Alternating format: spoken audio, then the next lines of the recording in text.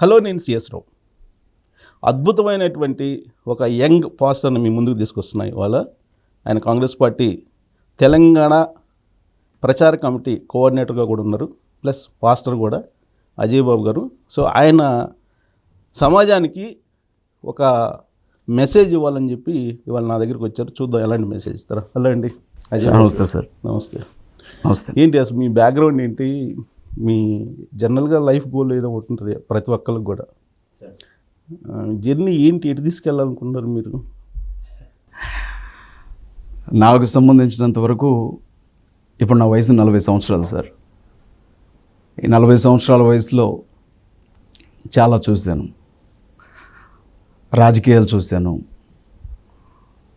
మనుషుల వ్యక్తిత్వాలు చూశాను, స్నేహాలు చూశాను, గొడవలు చూశాను, డబ్బు చూశాను, పేదరికాన్ని చూశాను, చావులు చూశాను, కళ్ళ ముందే రాలిపోయిన ఎంతోమంది జీవితాలను చూశాను. చివరికి ఒకటి మాత్రం నాకు అర్థమైంది సార్, నేను ఏదో ఒక రోజు ఇక్కడి నుంచి వెళ్ళిపోతాను ఖచ్చితంగా, భూమి మీద నుంచి. ఇక్కడి నుంచి వెళ్ళేటప్పుడు మీరే కాదు ఎవరైనా వెళ్తారు. ఏంటి మీ బ్యాక్గ్రౌండ్ ఏంటి, మీరు ఏమి చదివారు? నేను BA LLB చేశాను sir, bachelor of arts. Kakatiya యూనివర్సిటీలో నేను హిస్టరీలో గోల్డ్ మెడల్ తీసుకున్నాను. ఉస్మానియా యూనివర్సిటీ నుంచి LLB కంప్లీట్ చేశాను. ఇక్కడే పడాల రామారెడ్డి లా కాలేజ్లో నా LLB కంప్లీట్ అయింది 2010లో. ఆ తర్వాత అదే టైంలో తెలంగాణ వ్యాప్తంగా ఉద్యమం జరుగుతూ ఉంది. తెలంగాణ ఉద్యమం జరిగేటప్పుడు తెలంగాణలో 14 యూనివర్సిటీల JACకి నేను విద్యార్థి JAC చైర్మన్గా ఉన్నాను ఆ టైంలో. అలాగే తెలంగాణ లా కాలేజ్ స్టూడెంట్స్ ఆర్గనైజేషన్కి చైర్మన్గా పనిచేశాను. తెలంగాణ యూత్ ఫోర్స్కి ఫౌండర్ ప్రెసిడెంట్గా పనిచేశాను. తెలంగాణ ఉద్యమంలో కమ్యూనిస్ట్ భావజాలంతో ఎక్కువగా పనిచేసినటువంటి వ్యక్తిని సార్ నేను. ఆ టైంలో కొంత కేసీఆర్ గారి ఆయన అంటే బాగా ఇష్టం సార్ నాకు. కేసీఆర్ గారు అంటే అప్పుడు ఇష్టమే, ఇప్పుడు ఇష్టమే, ఎప్పుడు ఇష్టమే. కానీ ఆ నియంతృత్వ పోకడ కొంత నచ్చక కొంచెం ఆయనకి దూరంగా వెళ్ళి. మీ మాటల్లో చాలా కమ్యూనిస్ట్ భావజాలం కనిపిస్తుంది. ఏంటి చైల్డ్ లైఫ్ ఏంటి? చిన్నతనం అంతా కూడా అమ్మా నాన్న ఇద్దరు కూడా మేము పోసలో వాళ్ళం సార్. BC కులానికి సంబంధించిన వ్యక్తులు మేము. అమ్మా నాన్న ఇద్దరు కూడా యేసుక్రీస్తు ప్రభువుని నమ్ముకున్నారు మా వాళ్ళు. అయితే సహజంగా నమ్మకం అనేది వ్యక్తిగత జీవితాల్లో ఉంటుంది, కానీ ఆ నమ్మకమే మా లైఫ్ని టర్న్ చేసింది సార్. మేము హిందూ దేవతలను కొలిచేవాళ్ళం. మా అమ్మగారు మా నాన్నగారు ఎప్పుడైతే యేసుక్రీస్తు ప్రభువుని నమ్ముకున్నారో కులం నుంచి వెలేశారు మా అమ్మని మా నాన్నని. కులానికి దూరం కావాల్సిన పరిస్థితి వచ్చింది. మీరు యేసుక్రీస్తు ప్రభువుని నమ్ముకుంటే ఆయన మాలోళ్ళ దేవుడు, మాదిగోళ్ళ దేవుడు, మీరు ఒకవేళ ఆయన కానీ నమ్ముకుంటే మా ఊరిలో ఉండొద్దు అని చెప్పినప్పుడు మా అమ్మ మా నాన్న మా ఊరిని వదిలిపెట్టి వేరే ఊరికి వచ్చి స్థిరపడ్డారు. ఇప్పుడు తుమ్మల నాగేశ్వరరావు గారు మా ఊరు పక్కన ఊరండి. తుమ్మల నాగేశ్వరరావు గారిది స్టేట్ క్యాబినెట్ మినిస్టర్గా ఉన్నారు సార్. జలగ వెంకటరావు గారిది కూడా మా ఊరు పక్కన ఊరండి. మాది సరోజనపురం. ఇప్పుడు మీరు పుట్టిన తర్వాత మీ యేసు ప్రభువుని నమ్ముకుని పుట్టక ముందన్నా? మేము ఎవరూ పుట్టక ముందే యేసుక్రీస్తు ప్రభువుని నమ్ముకోవడానికి అదొక రీజన్ అని కూడా చెప్పొచ్చు అండి. వివాహం జరిగిన 7 సంవత్సరాల వరకు మా అమ్మగారికి గర్భఫలం అందలేదు. పిల్లలు లేకపోవడం వల్ల చాలా హాస్పిటల్కి తిరిగారు, చాలా చోట్లకి వెళ్ళినా గర్భం అందకపోవడం వలన ఎవరో యేసుక్రీస్తు ప్రభువుని నమ్ముకుంటే గర్భం తెరవబడుతుందమ్మా అని చెప్పినప్పుడు అలా దేవుని తెలుసుకున్నారు, వాళ్ళు దేవుని నమ్ముకున్నారు. ఆ తర్వాత అమ్మ నాన్నకి మేము 4 అన్నదమ్ములు సార్. పెద్దన్నయ్య, రెండో అన్నయ్య, నేను, తమ్ముడు. ఫ్యామిలీ చాలా పేదరికంలో ఉండేది సార్ మా కుటుంబం. అయితే అమ్మ అద్దాలు దువ్యాన్లు అనుకుంటూ పోసలు వాళ్ళం కదా, సరుకు అమ్మడానికి వెళ్ళేదమ్మా. నాన్నగారు మాత్రం దేవుని సేవ చేసేవారు. ఆ రోజు నుంచి ఈ రోజు వరకు స్టిల్ ఒక 50 years ఆయన పరిచర్య చేశారు. ఆయనకి సొంతంగా ఇల్లు కూడా లేదు సార్ మా నాన్నగారికి. ఒక సైకిల్ మాత్రమే ఉంది మా నాన్నగారికి. పాస్టర్ గారు అండి, హెబ్రోన్లో దైవజనులు. ఖమ్మం జిల్లాలో మాది అశ్వరావుపేట నియోజకవర్గం, దమ్మపేట మండలం, సరోజనపురం గ్రామం సార్. సత్తుపల్లికి పక్కన. ప్రైమరీ ఎడ్యుకేషన్ నాది శ్రీరాంపురంలో 1వ తరగతి నుంచి 7వ తరగతి వరకు చదువుకున్నాను సార్ నేను. నాగుపల్లిలో 8 నుంచి 10 వరకు చదువుకున్నాను. సత్తుపల్లిలో ఇంటర్మీడియట్, డిగ్రీ కంప్లీట్ అయింది సార్ నాది. LLBకి మాత్రం హైదరాబాద్ వచ్చాను. సత్తుపల్లిలో ఉన్నప్పుడు అక్కడ మావోయిస్టులు ఎక్కువగా ఉంటారు కదా, అప్పుడు అట్రాక్ట్ కాలేదు? UCCRIML అని ఒక పార్టీ ఉండేది సార్. అట్రాక్ట్ కాలేదు జనరల్గా అక్కడ వాళ్ళు అంతా కొంచెం అట్రాక్ట్ అవుతుంటారు కదా. మొదటి నుంచి కూడా సార్ నేను తార్కికంగానే ఆలోచించేవాడిని. అంటే ఏది కూడా గుడ్డిగా నమ్మి వెళ్ళిపోయే వ్యక్తిత్వం కాదు నాది. ఏదైనా ఒకదాన్ని నమ్మాను అని అంటే అది నాకు నమ్మకం కుదరడానికి కూడా నేను చాలా రీసెర్చ్ చేసిన తర్వాతే నమ్మేవాడిని సార్. నేను మాకున్న ఫ్యామిలీ పొజిషన్ బట్టి సార్ చదువుకోవడానికి అవకాశం ఉండేది కాదు నాకు. అంటే మా నాన్నగారు ఫీజు కట్టే స్తోమత కూడా మా నాన్నగారికి ఉండేది కాదు ఆ స్థితిలో. ఏంటంటే గ్రామీణ పేదల సంఘం అని ఒక కమ్యూనిస్ట్ పార్టీకి సంబంధించిన ఒక సంఘం మా ఏజెన్సీ ఏరియాలో బలంగా పనిచేస్తూ ఉండేది. అప్పుడు తుమ్మల నాగేశ్వరరావు గారు తెలుగుదేశం పార్టీ కేబినెట్ మినిస్టర్గా ఉన్నారు ఆ సమయంలోనే. అప్పుడే దుప్పుల కేసు ఆయన దుప్పుల కేసు వచ్చింది అప్పుడే. అవును, ఆయన మాకు సంబంధించినంత వరకు పెద్ద హీరో అండి ఆయన. అప్పుడైనా ఎప్పుడైనా మేము ఆయన పెద్ద ఆయన అని అంటాం. ఆ స్థితిలో మా ఊరికి వాళ్ళ ఊరికి దాదాపు 2 కిలోమీటర్ల తేడా. వాళ్ళది గండుగులపల్లి, మాది సరోజనపురం. మా ఊరు దాటితే ఆ ఊరికి వెళ్ళాలి. ఆ టైంలో గ్రామీణ పేదల సంఘం మా అన్నయ్య పనిచేసేవారు అందులో, మద్దిశెట్టి సామెలని. వాళ్ళు నేను మాట్లాడేది విని విద్యార్థి సంఘంలో పనిచేస్తావా అని అడిగారు నన్ను. దేవులపల్లి వెంకటేశ్వరరావు గారు, తరిమెల నాగిరెడ్డి గారి పందాలో వచ్చిన సంఘం అది, UCCRIML అంటారు దాన్ని, అఖిల భారత కమ్యూనిస్టు విప్లవకారుల సమైక్యత కేంద్రం. తరిమెల నాగిరెడ్డి గారికి సంబంధించింది అది. అయితే వాళ్ళు అడిగిన తర్వాత నాకు బండమీద చందుపట్ల దగ్గర కమ్యూనిస్ట్ పార్టీకి సంబంధించిన క్లాసులో కూర్చోబెట్టారు నన్ను. అవి కొంతకాలం ఆ ఎడ్యుకేషన్ చూసిన తర్వాత DSO జిల్లా అధ్యక్ష బాధ్యతలు అప్పచెప్పారు నాకు. డెమోక్రటిక్ స్టూడెంట్ ఆర్గనైజేషన్ అని విద్యార్థి సంఘం, దానికి ఖమ్మం జిల్లా కన్వీనర్గా దాదాపు 5 ఏళ్ళు పనిచేశాను నేను. అది పవర్ఫుల్ ఆర్గనైజేషన్ కదా అప్పట్లో. అక్కడ పనిచేశాను నేను, జిల్లా బాధ్యతలు నేను చూసుకునేవాడిని. అదే టైంలో విద్యార్థులకు సంబంధించిన సమస్యల మీద కొట్లాడటం కావచ్చు, దీని వెనుక నా వ్యక్తిగత స్వార్థం కూడా ఉంది సార్. ఏంటంటే నేను విద్యార్థి సంఘంలో విద్యార్థుల కోసం కొట్లాడేటప్పుడు నాకు సంఘానికి సంబంధించినటువంటి నాయకులు నెలకు 300 రూపాయలు ఇచ్చేవాళ్ళు నాకు. వాటితో బుక్స్ కొనుక్కునేవాడిని, బస్ పాస్ కట్టుకునే అవకాశం దొరికింది నాకు. అట్లా నా ఎడ్యుకేషన్ అంతా నేనే చూసుకున్నాను సార్. మంచైనా చెడైనా దీనికి దేవుడే సాక్షి. నా బట్టలు నేను కొనుక్కోవాలి, నా పుస్తకాలు నేను కొనుక్కోవాలి, నా బస్ పాస్ నేనే కట్టుకోవాలి, నా చదువు నేనే చదువుకోవాలి. అట్లనే ఇప్పుడు చదువుని నిర్లక్ష్యం చేయలేదు. భావమేమో మొత్తం కమ్యూనిస్ట్ భావజాలం, ఆ మాటల్లో తీవ్రత అన్నీ కనిపిస్తున్నాయి. DSOలో పనిచేసినటువంటి మీరు మావోయిస్టులకు అట్రాక్ట్ కాలేదు, మావోయిస్టులకి అట్లీస్ట్ ఇన్ఫార్మర్స్గా కూడా వ్యవహరించలేదా? లేదు సార్, ఎప్పుడు అలా చేయలేదు సార్.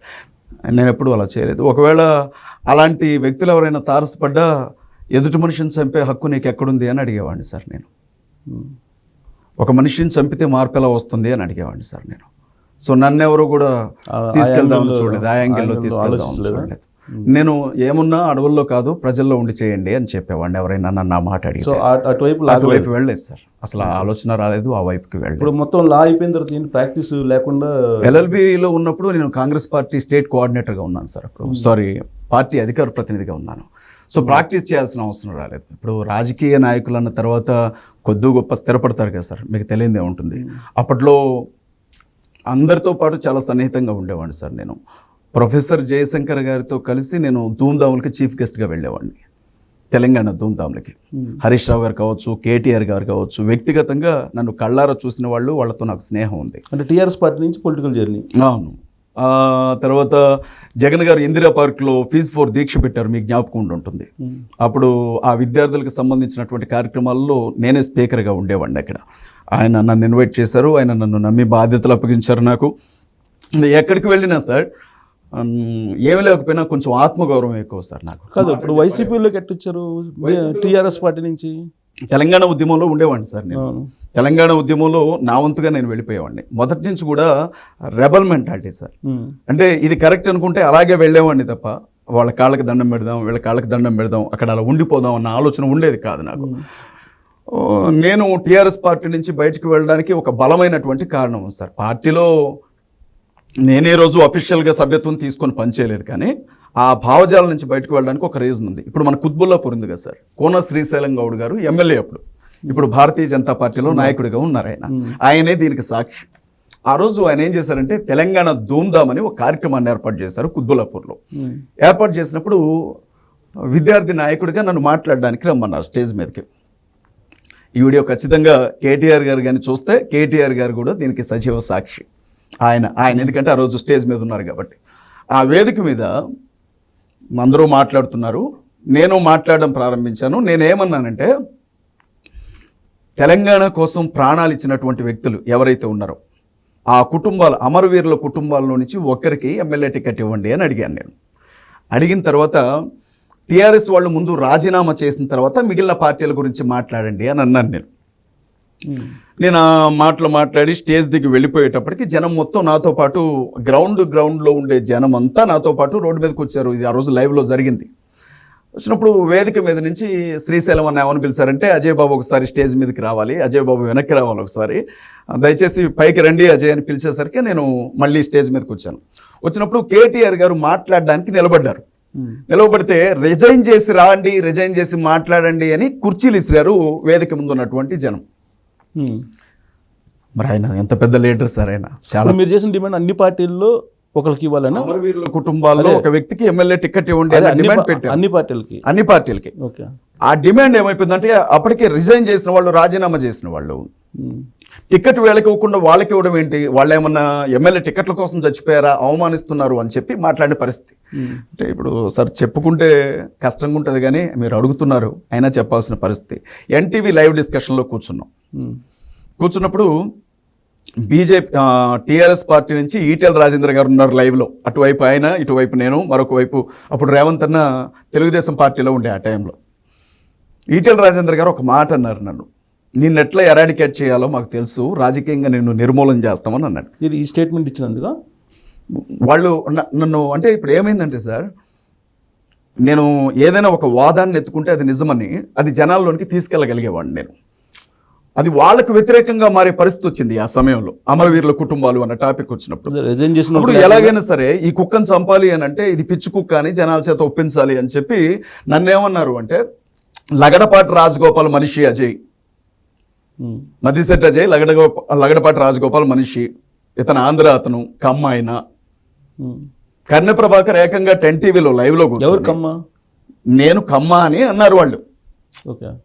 మద్దిశెట్టి అజయ్ అంటే ఇతను కమ్మ. అతను ఎక్కువగా నేను ఎన్టీవీ శ్రీనివాసరావు, మేము బీసీ సార్, మేము కోసల. అదే చెప్పారు కదా. అంటే నేను ఎలా బలయ్యానో చూడండి. అంటే ఇంటి పేరుని బట్టి వాళ్ళు కొమ్మినేని శ్రీనివాసరావు గారితో ఎన్టీవీలో నావి ఎక్కువగా లైవ్ డిస్కషన్స్ ఉండేవి సార్. కొమ్మినేని శ్రీనివాసరావు గారితో లైవ్ డిస్కషన్స్ ఉన్నప్పుడు కొమ్మినేని అజయ్, మద్దిశెట్టి అజయ్ని ఎక్కువగా ప్రోత్సహిస్తున్నాడు కాబట్టి మేబీ ఇతను కమ్మోడై ఉంటాడు అని చెప్పి నన్ను టార్గెట్ చేశారు ఒకటి. రెండవది, నన్ను ఆంధ్ర వ్యక్తి అన్నారు. నా కోసం ఎంక్వైరీ టీంలు కూడా తిరిగాయి.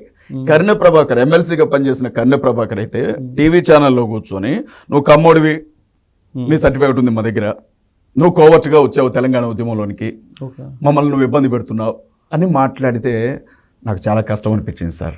అరే, ఉద్యమం కోసం చెంచల్గూడ జైల్లో 7 రోజులు ఉన్నా సార్ నేను. నన్ను అరెస్ట్ చేసి జైల్లో పెట్టారు. మీరు నమ్మండి, మా గురువు గారు కోదండరామ్ గారు ఇప్పటికి కూడా నేనేంటో వారికి బాగా తెలుసు. ఎలక్షన్స్లో కలిసి తీసేసుకున్నాడు కదా సార్, గర్వంగా చెప్పొచ్చు సార్. రెడ్డి అనేది ఏమన్నా బూతు పదమా సార్? చౌదరి అనేది ఏమన్నా బూతు పదమా? తీయాల్సిన అవసరం ఏమీ లేదు సార్. ఆయన తీసుకున్నానని ఆయనే చెప్పాడు, నా ఇంటర్వ్యూలోనే చెప్పాడు సార్. ఒకవేళ తీసుకున్నాను అని అంటే మరి ఆ పేరు పక్కన పెట్టుకోవడం అంత చిన్నతనం అనిపిస్తే నేనేం చేయలేదు. ఆయన ఇంట్రొడక్షన్ లో కోదండరామిరెడ్డి అంటే నేను రెడ్డిని తీసేసుకున్నానని ఆయన నా ఇంటర్వ్యూలో చెప్పాడు. నాకు కులం లేదు అని మంచి భావజాలంతో ఆయన అనుంటారు. నాకు అసలు ఏ కులం లేదు, నేను అందరి మనిషిని అని ఆయన అనుంటారు. ఆ టైంలో ఏం జరిగిందంటే, పొలిటికల్ జేఏసీ ఉండేది, మీకు తెలుసు కదా, అన్ని పార్టీలు పొలిటికల్ జేఏసీ. నేనేం చేశానంటే ఉస్మానియా యూనివర్సిటీ విద్యార్థులతో, అన్ని యూనివర్సిటీలకు సంబంధించిన కొంతమంది విద్యార్థులతో, అమరవీరులు తెలంగాణ కోసం చచ్చిపోతారు, తెలంగాణ ఇవ్వకపోతే చచ్చిపోతారు అని మీరు అంటున్నారు. తెలంగాణ ఇవ్వకపోతే చచ్చిపోతారు అనొద్దు మీరు, తెలంగాణ ఇచ్చే వరకు బతుకుండి కొట్లాడతారనండి. మీరు డైరెక్ట్ గా మీరు చచ్చిపోతారు అంటే అవతల చచ్చిపోతున్నారు వాళ్ళు, ఇది కరెక్ట్ కాదు అది అని చెప్పి పొలిటికల్ జేఏసీ కార్యాలయాన్ని ముట్టడి చేసాం మేము. ఏకంగా వెళ్ళిపోయాం. ఈ పద్ధతి మీరు మార్చుకోవాల్సిందే అని. సార్ మీరు నమ్మండి, నేను అబద్ధం చెప్పను. చాలా జాగ్రత్తగా పకడ్బందీగా నన్ను అరెస్ట్ చేసి చెంచల్గూడ జైలుకు పంపించింది ఆ రోజు తెలంగాణలో చాలా పెద్ద నాయకులే. నన్ను అక్కడికి పంపించి చాలా సక్సెస్ఫుల్గా ఉద్యమంలో నుంచి నన్ను బయటకు పంపారు సార్. ఎరాడికేట్ చేస్తామని చెప్పాడు. చాలా జాగ్రత్తగా నన్ను బయటకు పంపించారు తెలంగాణ ఉద్యమం నుంచి. బయటికి పంపడం కంటే కూడా పొగబెట్టారు, వీడు ఉండకూడదు ఉద్యమంలో. నాకు అనిపించింది, నిజాయితీగా మాట్లాడేవాడు లోకానికి విరోధని. నన్ను వాళ్ళ కులంతో నేను పోటీ పడలేను, వాళ్ళ దగ్గర ఉన్న డబ్బుతో పోటీ పడలేను, వాళ్ళ చేతుల్లో ఉన్న మనుషులతో పోటీ పడలేను. ఇక్కడ వాదం ఒకటి ఉంటేనే సరిపోదు, అర్థం చేసుకునే మనుషులు కూడా ఉండాలి అని చెప్పి గతి లేని పరిస్థితుల్లో, గత్యంతరం లేనప్పుడు నేను కొంతకాలం ఉద్యమానికి దూరంగా ఉన్నాను సార్. 2 నెలలు మేబీ. ఆ టైంలో ఇప్పుడు బీసీ కమిషన్ చైర్మన్గా ఉన్న ఒకులాభరణం కృష్ణమోహన్ గారు నన్ను జగన్మోహన్ రెడ్డి గారికి పరిచయం చేశారు. అప్పుడు ఆ టైంలో జగనన్న మనిషిగా ఉండేవారు ఆయన. మేము బీసీ, ఆయన బీసీ కావడంతో రాజశేఖర రెడ్డి మనిషి ఆయన. ఒకసారి అజయ్ మీరు జగన్ని కలవండి, ఒక లవర్ నువ్వు రాజశేఖర రెడ్డికి వేరే అభిమాని. ఒకసారి కలవండి అని అంటే ఆయనే వ్యక్తిగతంగా తీసుకెళ్ళి నన్ను పరిచయం చేస్తారు. అప్పటికే అన్ని టీవీ ఛానల్స్లో నేను స్పీకర్గా ఇట్లా మాట్లాడడానికి వెళ్ళే అవకాశం నాకు రావడం వలన కొంతమందికి. కానీ మీరు కలిసిన టైంలో ఆయన సమైక్య ఉద్యమం చేస్తున్నాడు జగన్మోహన్ రెడ్డి, మీరేమో ప్రత్యేక రాష్ట్రం కోసం ఉద్యమం చేసిన వాళ్ళు. నేను ఒక విషయం జగన్మోహన్ రెడ్డి గారికి మేము చెప్పింది, ఆయన మాతో ఏమన్నారంటే, నేను జై తెలంగాణ అనలేను, ఒకవేళ రాష్ట్రం వస్తే దాన్ని నేను ఆపను లేను, ఇవ్వను లేను, ఇస్తే మీకు అడ్డుపడను, ఇవ్వకపోతే ఇవ్వమని నేను చెప్పను అని అన్నారు. ఆ మాటతో మేము ఇంకా రెండో రీజన్ కూడా సమైక్య ఉద్యమం, సమైక్య రాష్ట్రం కోసం ఇక్కడ ఆయన ధర్నా కూడా చేశాడు కదా, నిరాహార దీక్ష కూడా చేశాడు కదా. నాతో ఆయన చెప్పిన మాట సార్, ఓకేలే. ఆ మాట చెప్పినప్పుడు ఆయన ఓపెన్గా తెలంగాణ ప్రాంతానికి సంబంధించిన వైసీపీ శ్రేణులన్నీ కూడా అడిగి, అప్పటికి అసలు పార్టీ పెట్టలేదు సార్. నేను జగన్ గారిని కలిసినప్పుడు ఆయన కాంగ్రెస్ పార్టీ ఎంపీగా ఉన్నారు, ఆ టైంలో కడప ఎంపీగా ఉన్నారు. ఆ సమయంలో మేము కలిసినప్పుడు పార్టీ పెట్టాలి అన్న ఆలోచన, ఆ తర్వాత ఫీజు 4 దీక్ష అయిన తర్వాత, చుట్టుపక్కల స్టేట్లో సభలు పూర్తయిన తర్వాత, ఎలక్షన్ అయిన తర్వాత అప్పుడు కదా ఆయన పార్టీ ఏర్పాటు చేయాలి అని అనుకుంది. అవును, అప్పటికే సమైక్య నినాదం తీసుకున్నారు కదా. తీసుకొని ఆయన మానుకొండలో గొడవ కూడా అయింది కదా. మమ్మల్ని ఏ రోజు కూడా మీరు ఉన్నారా మీరు? మానుకొండ గొడవ అయినప్పుడు నేను జగన్ గారితోనూ లేను, తెలంగాణ ఉద్యమంలో కూడా లేను సార్. నేను ఆ టైంలో నేను చెప్పాను కదా, నేనేమీ చేయలేని పరిస్థితుల్లో ఉండిపోయాను.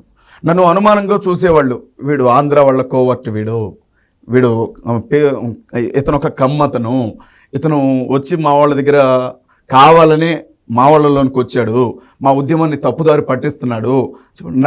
నేనేమనేవాడినంటే, ఇప్పుడు హరీష్ రావు గారు పెట్రోల్ పోసుకున్నాడు ఒంటి మీద, అగ్గిపెట్టి దొరకలేదా అని అడిగాను నేను.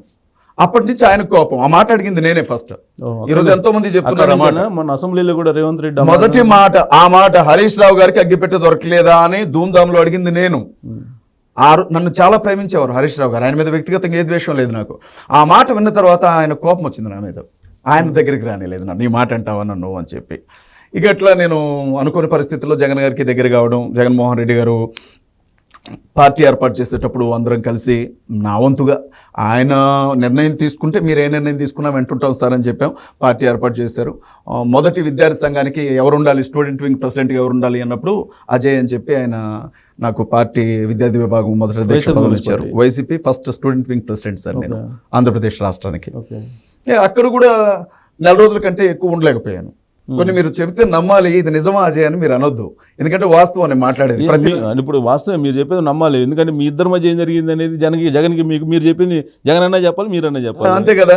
లేకపోతే ఇప్పుడు నేనన్నమాట ఇవి నిజమేనా, ఆ రోజు కోన శ్రీశైలం గౌడ్ గారు ఏర్పాటు చేసిన సభలో జనమంతా రోడ్డు మీదకి వెళ్ళారా, ఇది నిజమేనా అంటే ఆ రోజు ఫుటేజ్ తీయాలి. శ్రీశైలం గౌడ్ గారిని అడిగితే ఒక సాక్షి లేదు, లైవ్ డిస్కషన్లో కూర్చొని ఈటెల రాజేంద్ర గారు అంత మాట అన్నాడా అని అంటే ఆ రోజు ఫుటేజ్ తీయాలి ఆ డిస్కషన్ది.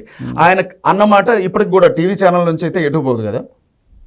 ఇక నన్ను కర్ణె ప్రభాకర్ నువ్వు ఆంధ్ర ఓడివి, నువ్వు కమ్మోడివి అనుకుంటే అసహ్యంగా మాట్లాడేవాళ్ళు. నేనేమనేవాడినంటే, మనకి ఆంధ్రాకి ఏ గొడవ లేదు, పెత్తందారులకు సంబంధించిన సమస్య కాబట్టి నోటుకు వచ్చినట్లుగా మాట్లాడొద్దు అని చెప్పి మాట్లాడుతోండి నేను.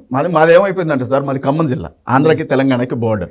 మా బంధువుల్లో ఆంధ్రాలోనూ ఉంటారు, తెలంగాణలోనూ ఉంటారు. మాకు ఎట్లుంటుందంటే మంచైనా నిజామాబాద్లో కూడా సగం మంది ఉంటారు బంధువులు అక్కడికి సార్. ఇక్కడ మంచైనా చెడైన ఉంటుంది కదా, ఇంత విషయాన్ని నింపాల్సిన అవసరం లేదు, మనం పాజిటివ్గా వెళ్ళొచ్చు అన్నప్పుడు నా వాదన వాళ్ళకి నచ్చలేదు. అది అయిపోయింది. ఇప్పుడు వైఎస్ఆర్ కాంగ్రెస్ పార్టీ నుంచి ఎందుకు వచ్చారు మరి సార్? చాలా కాలం క్రితం జరిగిన సంఘటన ఆయన మీరు అడుగుతున్నారు, నేను చెప్తున్నాను. వైఎస్ఆర్ కాంగ్రెస్ పార్టీ ఏర్పాటు చేసిన తర్వాత వైజాగ్లో అనకాపల్లి, అదేంటి సార్ అనకాపల్లి ఏరియా పేరు ఏదో ఉంటుంది సార్, పల్లి పేరుతో వస్తుంది వైజాగ్, అనకాపల్లి. కొనతాల రామకృష్ణ గారు అప్పుడు మాజీ మంత్రి, ఆయన ఒక మీటింగ్ ఏర్పాటు చేశారు. మరి దీనికి ఎవరు సాక్షి అంటే కొనతాల రామకృష్ణ గారే సాక్షి దీనికి. జగన్మోహన్ రెడ్డి గారు ఏం చేసేవారంటే, ఎక్కడ మీటింగ్ జరిగినా నన్ను పంపించేవాళ్ళు, అజయ్ నువ్వు వెళ్ళి మాట్లాడరా అని. నన్ను జూనియర్ జగన్ అనేవాళ్ళు, వైసీపీ కార్యకర్తలు బాగా ఇష్టపడేవాళ్ళు నన్ను. నేను కొంచెం దేవుడిచ్చిన మాట, కొంతమంది మంచిగా మాట్లాడతారు కదా సార్, నాకు కొంచెం మాట్లాడడం కొంచెం వచ్చు. అట్లా నేను మాట్లాడితే ఎక్కడ కూడా జగన్ అన్న లేని ఫీలింగ్ ఉండేది కాదు. అజయ్ వచ్చాడు సరిపోతుంది అనుకునేవాళ్ళు. ఆ రోజు స్టేజ్ మీద మేము ఉన్నాం. స్టేజ్ మీద మేము ఉన్నప్పుడు రోజా గారు, అలాగే పుత్తా ప్రతాప్ రెడ్డి హైదరాబాద్లో ఎల్బీ నగర్ నుంచి పోటీ చేశారు ఆయన, అప్పుడు యూత్ వింగ్ ప్రెసిడెంట్ ఆయన. ఆయనతో పాటు కొనతాల రామకృష్ణ, అలాగే పోసాని కృష్ణమురళి గారు మన సినీ డైరెక్టర్గా ఉన్నారు కదా. ఏ ఇయర్లో మీరు చెప్తుంది ఇది?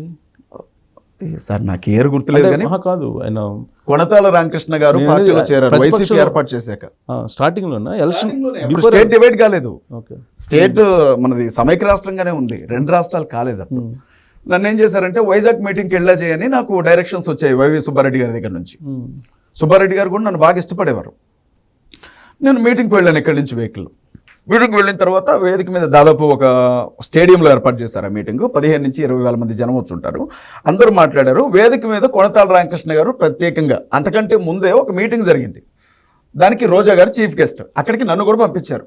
నేను మాటల సందర్భంలో, అంటే తెలిసి తెలియని వయసు కదా సార్, ఒక మాట అన్నాను. నేను ఏమన్నాను అని అంటే, సినీ హీరోలు కావచ్చు, హీరోయిన్లు కావచ్చు, లేకపోతే ఎలా యాక్ట్ చేసే వాళ్ళైనా వచ్చారు అంటే మనుషులు చూడడానికి వస్తారు, కానీ జగనన్న దగ్గరికి అలా రారు, అభిమానంతో వస్తారని మాట్లాడాను.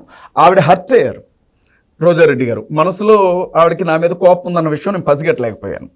ఆ తర్వాత ఈవినింగే మేము అందరం ఒక మీటింగ్లో పార్టిసిపేట్ చేయాల్సి వచ్చింది. ఆయన ఉన్నవాడుండి అందరూ మాట్లాడేసరిప్పటికే జనం అంతా కూడా హడావుడి చేస్తున్నారు. ఇక స్టేజ్ మీద నిలబడి, అజయ్ ఇంత పెద్ద సభ నిన్ను నమ్మి నీ చేతుల్లో పెడుతున్నాను, నువ్వే చూడాలన్నాడు కొనతాల రామకృష్ణ గారు. నేను ఒక 1.5 hour మాట్లాడాను. ఆ స్టేజ్ దిగి నేను ఆ జనం దగ్గర నుంచి దాటి రోడ్డు మీదకి రావడానికి 1 గంట పట్టింది. కుంటోళ్ళు గుడ్డోళ్ళు కూడా అజయ్ బాబుని చూడాలని వచ్చారు నా దగ్గరికి. స్టేజ్ దగ్గరకు వచ్చాను, కారు దగ్గరకు వచ్చాను జనాన్ని దాటుకొని. వైవి సుబ్బారెడ్డి గారి దగ్గర నుంచి నాకు ఫోన్, నువ్వు అర్జెంటుగా ఉదయం కల్లా ఇక్కడికి రావాలి. అరే ఇంత బాగా జరిగింది సభ, ఏమంటారు, ఒక్కొక్కళ్ళు దండాలు పెడుతున్నారు, చప్పట్లు కొడుతున్నారు, మారుమోగిపోతుంది వైజాగ్ సార్ అని నేను చెప్తుంటే, నువ్వు పొద్దున్నే వచ్చేసాయి నా దగ్గరికి అన్నాడు. ఉదయం పూట వచ్చాను నేను. ఏంటి సార్ అంటే, వైవి సుబ్బారెడ్డి గారు, ఇక దీనికి ఆయనే సాక్ష్యం. అజయ్ నువ్వేమనుకోవద్దు, విద్యార్థి విభాగాన్ని రద్దు చేస్తున్నావు అన్నాడు. నాకేం అర్థం కల, ఫిల్మెట్ రాలిపోయింది నాకు. విద్యార్థి విభాగాన్ని రద్దు చేయడం ఏంటి సార్, నేనేం చేశాను అన్నాను. నీ మీద ఏ కోపం లేదు అజయ్, పొలిట్ బ్యూరోలో నీకు సరైనటువంటి స్థానం ఇస్తాం, కానీ విద్యార్థి విభాగాన్ని రద్దు చేయాలనుకుంటున్నాం, సారీ మాట నీతో చెప్పమన్నారు. అప్పుడే ఇడుపులపాయలో పార్టీకి సంబంధించిన ప్లేనరీ సమావేశాలు ఏర్పాటు చేశారు, వచ్చి మాట్లాడాలన్నాడు. నేను మీతో చెప్పాను కదా, నాకు కొంచెం షార్ట్ టెంపర్ ఎక్కువ. రెండవది వయసుతో పాటు ఉన్న అనుభవం అప్పుడు లేదు. మూడవది ఆత్మగౌరవం. అరే మళ్ళీ ఇక్కడ సేమ్ పరిస్థితి ఎదుర్కొన్నాను. ఏంటి విషయం అని అంటే, అజయ్ మాట్లాడుతుంటే జనం అంతా కూడా అజయ్ అజయ్ అని అంటున్నారు. ఒకటే రీజన్, వీడు రెడ్లకు లోబడట్లా, వీడిని బయటికి పంపాలి. బయటికి పంపాలంటే పదవిలో నుంచి వీడిని పక్కకు పెట్టాలి. అజయ్ని తీసేసేమో, అజయ్ని ఎందుకు తీశారని అడుగుతారు. విద్యార్థి విభాగాన్ని రద్దు చేస్తే పోలా అని విద్యార్థి విభాగాన్ని రద్దు చేశారు. ఇది జరిగిన తర్వాత మీరు ఇందాక అన్నారు కదా, రోజా సినిమా వాళ్ళ కోసం చూడటానికి చాలా మంది వస్తారు, కానీ జగన్మోహన్ రెడ్డి అభిమానించే వాళ్ళు వస్తారని చెప్పి, మరి ఆ డైలాగ్ రివీల్ కాలేదా? నేను ఏ రోజు కూడా ఆయన తప్పు పట్టలేదు సార్ జగన్ని. ఏ రోజు కూడా ఆయన అంటే పార్టీ పరంగా కావచ్చు, సిద్ధాంతపరంగా కావచ్చు, వ్యక్తిగతంగా కావచ్చు, నిర్ణయాల్లో తప్పుంటే ఇది నువ్వు తప్పు నిర్ణయం తీసుకున్నావు, ఈ పద్ధతి కరెక్ట్ కాదు అని చెప్పాను తప్ప వ్యక్తిగతంగా నాకు ఆయన మీద ఏ కోపం లేదు సార్. అంతవరకు ఎందుకు సార్, చంద్రబాబు నాయుడు గారు నన్ను పిలిపించారు, మేము వెళ్ళాము ఒకసారి. నేను అప్పుడు అన్ని లా కాలేజెస్కి సంబంధించిన అన్నిటికీ కూడా నేను ప్రెసిడెంట్గా ఉన్నప్పుడు నేనేమడిగానంటే, దేవేంద్ర గౌడ్ గారిది కూడా పార్టీ ఉంది అప్పుడు, పొలిటికల్ పార్టీ. దేవేంద్ర గౌడ్ గారి దగ్గర రాజారాం యాదవ్ ఉండేవాడు, నవ తెలంగాణ. టీఆర్ఎస్ వాళ్ళు, దేవేంద్ర గౌడ్ వీళ్ళందరూ కలిసి పోటీ చేయాలన్న విషయంలో మేము రిప్రజెంటేషన్ ఇవ్వడానికి అక్కడికి వెళ్ళినప్పుడు చంద్రబాబు గారు నాతో మాట్లాడి మిమ్మల్ని పిలిపిస్తాం అజయ్. అప్పటికి ఆయన ఏం చేశారు అంటే, మన రాష్ట్రానికి సంబంధించిన నీళ్ల కోసం కర్ణాటకకో ఎక్కడికో ఫైట్ చేయడానికి వెళ్ళొచ్చారు. వండర్ఫుల్ సార్, అద్భుతంగా చేశారు మీరు, చాలా బాగా చేశారు సార్ అంటే, ఆయన మళ్ళీ మనం కలుద్దాం అజయ్, మాట్లాడదాం అజయ్ అంటే, వ్యక్తి చేసిన పనే చూసాను తప్ప కులం పరంగాను గుడ్డిగా ఎవరిని అభిమానించింది లేదు సార్. కాదు నేను అంటే జగన్ గారు నన్ను విషయం చెప్పను, ఫాలోయింగ్ ని చూసి జగన్మోహన్ రెడ్డి చెప్పమన్నాడని చెప్పి వైవి సుబ్బారెడ్డి మీకు చెప్పారు. ఆయన ఓపెన్ గా విషయం చెప్పలేదు నాకు, మీకు తెలిసింది, నాకు తెలుసు ఆ విషయం. తెలిసిన తర్వాత అక్కడ ఏంటంటే, వాస్తవంగా అజయ్ వీడు ఉండొద్దు, ఎప్పటికైనా ఏకమేక అవుతాడు వీడికి మాట్లాడడం వచ్చు. నేను వేదిక మీద ఉన్నప్పుడు చాలాసార్లు చెప్పామండి సార్, నేను కూటికి గతి లేని నన్ను ఈరోజు పార్టీ విద్యార్థి విభాగానికి అధ్యక్షుడిని చేశాడు జగన్ అన్నని. మేబీ ఈ రోజున్న ఆర్థిక స్తోమత నాకు ఆ రోజు ఉండుంటే, ఈ రోజు ఉన్నటువంటి పరిస్థితి ఒకవేళ నాకు ఆ రోజు ఉండుంటే, ఒక 15 ఏళ్ల క్రితం కూడా నేను ఇంత బలమైన వ్యక్తిగా కానీ ఉండుంటే, ఎవరి మీద ఆధారపడకుండా బతికే స్థితిలో కానీ నేను ఉండుంటే నన్ను టచ్ చేయడానికి భయపడేవాళ్ళేమో. కానీ నాకు ఆ రోజు ఏమీ లేదు సార్. చదువుకోవాలి అప్పుడు నన్ను కంప్లీట్ చెప్పనే ఉండి నేను ఎందుకు బయటకు వచ్చానో వైసీపీ నుంచి చెప్తున్నాను. ఇంత జరిగిన తర్వాత జగన్మోహన్ రెడ్డి గారితో మాట్లాడడానికి ట్రై చేశాను నేను. ఆయన లేడు, ఆయన అందుబాటులో లేడు. నాగేశ్వర రెడ్డి గారు ఉన్నారు కదా, జగన్మోహన్ రెడ్డి గారి పిఏ, ఆయనకి విషయం చెప్పడానికి ట్రై చేశాను. ఆయన నాకు అనిపించింది నీకోసం. అప్పటికే టీ న్యూస్ ఛానల్లో, కేటీఆర్ గారి ఛానల్లో చాలామంది వాళ్ళ బాలకసుమన్ కావచ్చు, గాదర్ కిషోర్ కావచ్చు, వీళ్ళందరూ కూర్చో మొట్టమొదటి తెలంగాణ విద్యార్థి ద్రోహి జగన్ గారితో నేను ఉన్నానని, నేను విద్యార్థి ఫీజు పోర్ దీక్షలో నేను మాట్లాడుతుంటే నా గురించి టీ న్యూస్లో పెద్ద చర్చ.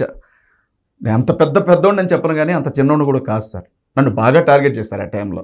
అరే నువ్వు ఉన్నావని నమ్మి ఒకవైపు ఉద్యమాన్ని కూడా కాదనుకొని నీ దగ్గరికి వస్తే ఈరోజు విద్యార్థి విభాగాన్ని రద్దు చేయడం అంటే నన్ను అవమానించడమే కదా అది అని నేనేం చేశానంటే భరత్ నగర్లో ఉండేవాడిని, ఇక్కడ మూసపేట జయ అనేవాళ్ళు నన్ను. ఆ భరత్ నగర్కి వచ్చిన తర్వాత ప్రెస్ మీట్ పెట్టేశాను, పార్టీకి రిజైన్ చేస్తున్నాను అని. నేను పార్టీకి రిజైన్ చేస్తున్నాను, మీరు విద్యార్థి విభాగాన్ని రద్దు చేశారు, నేను పార్టీకే దూరంగా వెళ్ళిపోతున్నాను అని చెప్పి ప్రెస్ మీట్ పెట్టాను. సుబ్బారెడ్డి గారి దగ్గర నుంచి 4-5 సార్లు ఫోన్లు వచ్చాయి, రమ్మన్నారు, ప్రెస్ మీట్లో మాట్లాడొద్దన్నారు. నేను రాను సార్, నేను ఉండలేను, ఆత్మగౌరవం దెబ్బతిన్న చోట నేను నిలబడలేను సార్ అని చెప్పి బయటకు వచ్చేసాను. వచ్చి నేను వ్యక్తిగతంగా ఉన్న టైంలో అప్పుడే టీవీ9 రజనీకాంత్ గారు లైవ్ డిస్కషన్కి రాజేయనంటే నేను ఇప్పుడే ఏం మాట్లాడకూడదు, ఒకవేళ ఆయన రమ్మంటాడేమో ఏమైనా మాట్లాడదామని. కానీ ఏబిఎన్ నుంచి కాల్ వచ్చింది. ఆ టైంలో అనుకోకుండా కొన్ని తెలియని తప్పుడు నిర్ణయాల వల్ల నేను వెళ్ళి లైవ్లో మాట్లాడడం, అది ఆయన సీరియస్గా తీసుకోవడం. ఇక నేను మళ్ళీ ఆ రోజు నుంచి ఈ రోజు వరకు నేను జగన్ కలవలేదు సార్. నేను అనేది ఇప్పుడు జగన్ గురించి రకరకాలుగా చెప్తుంటారు. హీరో రాజశేఖర్ ఏం చెప్పాడంటే సార్, మంచి డ్రెస్ చేసుకుంటే చూడలేడు, తర్వాత ఈ చూడటానికి సినిమా వాళ్ళు వచ్చినప్పుడు 10 మంది వస్తే ఆయన ఉండవట్లేడు, ఇలాంటి మనస్తత్వం అని చెప్తుంటారు. ఇప్పుడు రఘురామకృష్ణరాజు కూడా ఒక స్టోరీ చెప్పాడు. ఇప్పుడు మీకు ఎదురైనటువంటిది కూడా సేమ్ స్టోరీ లాగా అనిపిస్తుంది. అందులో సార్ నాకు ఆయన వ్యక్తిత్వం గురించి పూర్తిగా తెలుసని నేను చెప్పలేను సార్. ఎందుకంటే నేను ఆయన తోడబుట్టిన వాడిని కాదు, ఆయన ఇంట్లో పెరిగిన వాడిని కాను. కానీ ఒక్కటి మాత్రం చెప్తాను సార్, జగన్ నమ్మితే దగ్గరికి తీస్తాడు. ఒకటి నాకు ఆయన గురించి తెలిసింది, నమ్మాడు అనుకోండి ఎవరినైనా దగ్గరికి తీస్తాడు. అణిగి ఉంటే ఓకే. అయితే ఇక్కడ జగన్ను మాత్రమే కాదు, జగన్మోహన్ రెడ్డి గారిని మాత్రమే కాదు, ఆయన చుట్టూ ఉండే క్వార్టరీ కనుసన్నల్లో కూడా మనం చాలా జాగ్రత్తగా ఉండాలి. వైవి సుబ్బారెడ్డి కావచ్చు, సజ్జల రామకృష్ణారెడ్డి కావచ్చు, పొత్తా ప్రతాప్ రెడ్డి కావచ్చు, లేకపోతే రోజారెడ్డి కావచ్చు, లేకపోతే అంబటి రాంబాబు కావచ్చు, ఇంకెవరైనా కావచ్చు, వీళ్ళ కనుసన్నలో ఎప్పుడు మన మీదే ఉంటాయి. ఆ కళ్ళు చూస్తూ ఉంటాయి, ఈడేమన్నా మనల్ని మించిపోతున్నాడా, మనల్ని దాటుతున్నాడా. ఒక క్వార్టరీ ఉంటుంది, ఆ క్వార్టరీని సాటిస్ఫై చేసినంత వరకే పార్టీలో రాణించగలం. ఎప్పుడైతే అడిషనల్గా వీడికి మించిన టాలెంట్ ఉందని కావచ్చు, లేకపోతే వీడికి ఏదన్నా మన దగ్గర లేనిది వీడి దగ్గర ఏదైనా ఉంది అని వాళ్ళకి కనిపిస్తే జగనన్న దాకా వెళ్ళే విషయం ఉండదు సార్. ఆయనకి ఏం చెప్పాలో, వీళ్ళు ఏం చెప్తారో మనకు తెలియదు, ఆయన ఏమింటాడో మనకు తెలియదు, నిర్దాక్షిణ్యంగా వదిలేసుకుంటాడు, కనీసం మళ్ళీ పిలవడు. నేను అనేది ఇప్పుడు మీరు ఏ వర్షన్ అయితే చెప్పారో ఆ పార్టీ నుంచి వచ్చినటువంటి 90% పీపుల్ ఇదే వర్షన్ చెప్పారు. జగన్మోహన్ రెడ్డి డైరెక్ట్గా చూసినటువంటి లీడర్ కదా నువ్వు. అవును సార్. సో అందుకు నేను అడుగుతున్నా, అతని మైండ్ సెట్ అనేది డిఫరెంట్గా ఉంది అనేది ఈ మధ్యకాలంలో చాలా చర్చ జరిగింది మన ఎలక్షన్ అప్పుడు కూడా. సార్ ఆయన ఓడిపోవడానికి కూడా ప్రధానమైన కారణం ఏంటో తెలుసా సార్, దాదాపు ఒక 15 ఏళ్ల తర్వాత మళ్ళీ నేను మాట్లాడుతున్నాను. అది నేను ఒకటి మాట్లాడడానికి వచ్చాను, మీరు ఒకటి అడిగారు అనుకోకుండా నేను చెప్పాల్సి వస్తుంది. ప్రధానమైన కారణం ఏంటంటే సార్, ఆయన కొంతమందిని నమ్మి కీలకమైనటువంటి కొన్ని పనులు వాళ్ళకి అప్పగిస్తాడు ఆయన చుట్టూ ఉండే వాళ్ళకి. మరి ఆయన జుట్టు వీళ్ళ చేతుల్లో ఉంటుందో లేకపోతే వీళ్ళకి సంబంధించిన విషయాలు ఆయన చేతుల్లో ఉంటాయో నాకు తెలియదు, కానీ వాళ్ళను దాటి ఏ నిర్ణయం తీసుకోలేడు. జగన్మోహన్ రెడ్డి విషయం గురించి బాగా తెలిసిన మీరు జగన్మోహన్ రెడ్డిని మించి వాళ్ళు పనిచేస్తారు అనుకుంటున్నారు. మీరు కోటరీ అని ఒక పదాన్ని ఉపయోగించారు కదా, ఆ కోటరీలో ఎవరన్నా ఉన్నాయి, అక్కడ వైవి సుబ్బారెడ్డి, పుట్టా ప్రతాప్ రెడ్డి ఎవరన్నా ఉన్నాయి, లేదా ధనంజయ రెడ్డిని ఎవరన్నా ఉన్నాయి. జగన్మోహన్ రెడ్డి కాదని వాళ్ళు మించి పనిచేస్తారు అనుకుంటున్నారా మీరు? కాదు సార్, రాంగ్ ఇన్ఫర్మేషన్ ఇస్తారు ఆయనకి. అంటే అంత అమాయకుడా జగన్మోహన్ రెడ్డి? అట్లని కాదు సార్, 24 గంటలు ఇప్పుడు నేనున్నా సార్, నా తమ్ముడు సార్, నా బామ్మర్ది, నా మేనమామ, వీళ్ళు నలుగురు నా మంచి కోరతారని ఆయన నమ్ముతాడు. వీళ్ళకంటే నన్ను ఎక్కువగా ఎవరూ ప్రేమించలేరు, వీళ్ళు నాకు ఏ కీడు జరగనివ్వరు అని ఆయన నమ్ముతాడు. ఇక ఆ తర్వాత ఎవడైనా ఆయనకి సార్ ఇంకొక విషయం చెప్తున్నాను సార్, అన్ని కులాలను బాగానే చూస్తాడు, కానీ వాస్తవంగా చెప్తున్నాను నేను, ఆయనకి ఆ క్యాస్ట్ ఫీలింగ్ చాలా ఎక్కువ ఉంటుంది సార్. తప్పుగా మరి అన్ని కులాలను సమానం అంటారు, మళ్ళీ క్యాస్ట్ ఫీలింగ్ అంటారు. అందరినీ బాగానే చూస్తాడు, కానీ చూసే విషయంలో ముట్టుకునేటప్పుడు చేతులు కడుక్కోవడము, పక్కకి వెళ్ళి కలిసి తినేటప్పుడు ఇట్లా ఏముండదు. కానీ ఆయన క్యాస్ట్కి సంబంధించిన వాళ్ళు, ఆయన ఆత్మీయులు ఎవరైతే ఉంటారో, ఆయన బంధువులు, ఆయన బంధువర్గం, ఆయన టీం ఏదైతే ఉంటుందో వాళ్ళు చెప్పిన నిర్ణయాన్ని ఆయన దాటాడు సార్. అదే ఆయన మైనస్. నేను ఇవాళకి కూడా చెప్తున్నా, జగన్మోహన్ రెడ్డి కానీ ఈ విషయంలో కానీ ఆ క్వార్టరీని బ్రేక్ చేయొచ్చు. ఒకవేళ నేను అనుకోవడం పద్మవ్యూహంలో ఉన్నాడు సార్. అజయ్ గారు నేను చెప్తానండి, ఏ లీడర్కైనా చిన్న లీడర్ కానీ పెద్ద లీడర్ కానీ వాళ్ళకంటూ ఒక నమ్మకమైనటువంటి ఒక టీం ఉంటుంది. మీరు కోటరీ అనండి, టీం ఏదన్నానండి, ఆ టీంని పెట్టుకోవటంలోనే ఆ లీడర్ టాలెంట్ ఉంటుంది. అనుభవిస్తున్నాడు కదా సార్ ఇప్పుడు. తప్పు ఎవరిది? ఆయనదే. మరి తప్పు కోటరీదని మీరు ఇదే పరిస్థితి ఇలా కొనసాగి ఏ లీడర్ అయినా, నాట్ ఓన్లీ జగన్మోహన్ రెడ్డి, ఇలాగే కొనసాగితే సార్. నేననేది మీ దగ్గర నుంచి నేను ఏం ఎక్స్పెక్ట్ చేస్తున్నానంటే, చాలా మంది రకరకాలుగా నా ఇంటర్వ్యూలో చెప్పారు అతని మైండ్ సెట్ గురించి, అతను థింకింగ్ గురించి, అతని యాటిట్యూడ్ గురించి. అందుకు నేను దగ్గర నుంచి మీరు చూశారు కాబట్టి నేను అడుగుతున్నా. మీరు అన్నది వాస్తవమే సార్. నేనేం చెప్తున్నా అంటే, ఆయన దగ్గర అవకాశం దొరుకుతుంది సార్. జగన్ గారి కంట్లో పడితే, జగన్ గారు కానీ టాలెంట్ని గుర్తిస్తే అవకాశం ఇస్తాడు. కానీ ఇచ్చినటువంటి అవకాశాన్ని కాపాడుకోవాలి అని అంటే మాత్రం క్వార్టరీని సాటిస్ఫై చేస్తూ ఉండాలి. అలా జరగకపోతే మాత్రం నిర్మోహమాటంగా, ఆయనలో ఉన్న గొప్ప మైనస్ ఏంటంటే, నా కోసం ప్రాణం పెట్టే మనిషి వెళ్ళిపోయాడే, మళ్ళీ ఒకసారి పిలిచి మాట్లాడదాం అన్న ఆలోచన కూడా ఉండదు ఆయనకి. అవకాశం ఎంత తేలిగ్గా ఇస్తాడో అంత తేలిగ్గా వదిలేస్తాడు ఆయన. పాడైపోయిన చెప్పును కానీ. చాలా మంది ఏం చెప్తారంటే, వన్స్ లోపలికి వెళ్ళటమే ఉంటుంది జగన్మోహన్ రెడ్డి విషయంలో, మళ్ళీ బయటకు వచ్చేది ఉండదు అని అంటారు. లేదు సార్, జగన్మోహన్ రెడ్డి గారు ఎంత తేలిగ్గా అవకాశం ఇస్తాడో అంత తేలిగ్గా గెంటేస్తాడు మనిషిని. మళ్ళీ బయటికి రావటం అంటూ జరిగితే జీరోతో రావాల్సిందే అంటారు. అది ఐ డోంట్ నో, మీలాంటి వాళ్ళు చెప్పింది నాకు, మరి అది ఎంతవరకు నిజమో తెలియదు. జగన్మోహన్ రెడ్డి గారు అవకాశం ఇస్తాడు ఖచ్చితంగా. మొత్తం మీద మీరు ప్రత్యేకవాదం నుంచి సమైక్యవాదం వైపు వెళ్ళి, సమైక్యవాదం నుంచి మళ్ళీ ఇప్పుడు తెలంగాణ వాదం. కిరణ్ కుమార్ రెడ్డి గారి దగ్గరికి పాలడుగు వెంకట్రావు గారు, మీకు తెలుసు కదా, కృష్ణా జిల్లా ఎమ్మెల్సీగా ఉండేవారు. ఆయన నన్ను తీసుకుని వెళ్ళారు. కాంగ్రెస్ యునైటెడ్ ఆంధ్రప్రదేశ్లోని సీఎంగా ఉన్నప్పుడు కిరణ్ గారు నాకు వ్యక్తిగతంగా బాగా సన్నిహితంగా ఉండేవారు సార్. ముఖ్యమంత్రి గారు, వారి బ్రదరు సంతోష్ కుమార్ రెడ్డి గారు, చిన్న బ్రదర్ కిషోర్ కుమార్ రెడ్డి గారు, వాళ్ళు నాకు చాలా ఇష్టమైన వ్యక్తులుగా ఉండేవాళ్ళు. నన్ను బాగా ఇష్టపడ్డారు సార్. నా ఫ్యామిలీ లైవ్లీహుడ్ కాంగ్రెస్లో వారితోనే ఉన్నాను నేను. 2014లో నువ్వు ఎమ్మెల్యేగా పోటీ చేద్దు కానీ నా ఇష్టాన్ని చెప్పాను, నేను పోటీ చేస్తాను సార్ ఖమ్మం నుంచి అని. నేను బీసీ సంఘాలకి కృష్ణయ్య గారు, అదే సమైక్య పార్టీ పెట్టారు, దాని నుంచా? లేదు ఆర్ కృష్ణయ్య గారితో పాటు కాదు, ఈయన కాంగ్రెస్ పార్టీ నుంచి వచ్చి సమైక్య లేదు సార్. అప్పటికి ఇంకా ఆయన బయటికి రాలా. ఆయన అప్పటికీ ముఖ్యమంత్రిగానే ఉన్నారు కాంగ్రెస్ పార్టీలో ఉన్నప్పుడే. అప్పటికి ఇంకా డెసిషన్ తీసుకోవాలా సెంట్రల్ గవర్నమెంట్, సోనియా గాంధీ గారు ఏం నిర్ణయం చెప్పలా. నేను ఖమ్మం నుంచి పోటీ చేస్తాను, వర్క్ చేసుకుంటాను సార్. 2014 విడిపోయింది కదా, విడిపోయిన తర్వాత కంటే ముందు, ఎన్నికలు కంటే ముందు నువ్వు వెళ్ళి వర్క్ చేసుకో అజయ్ అని అన్నారు. నేను ఆయనకి చాలా సన్నిహితంగా ఉండేవాడిని సార్. ఇంక అన్ని చెప్పేదేముంది కానీ నన్ను ఇష్టపడేవారు బాగా ఆయన. నేను వర్క్ చేసుకున్నాను వెళ్ళి. అన్ఎక్స్పెక్టెడ్గా స్టేట్ రెండుగా బైఫర్కేట్ చేశారు. చేసినప్పుడు సంతోష్ రెడ్డి గారు నన్ను పిలిపించారు. అజయ్, పార్టీ సమైక్యాంధ్ర పార్టీ పెట్టారు కదా, అప్పటికే స్టేట్లో ఎక్కడెక్కడ హోర్డింగ్స్ పెడుతూ ఉన్నారు, పెద్ద ఎత్తున రచ్చ జరుగుతూ ఉంది, చెప్పు గుర్తొచ్చింది, నువ్వు ఖమ్మం నుంచి పోటీ చేయి అని అన్నారు. అంటే నేనేమన్నాను అంటే, సార్ నేను ఖమ్మం తెలంగాణ వాదిని,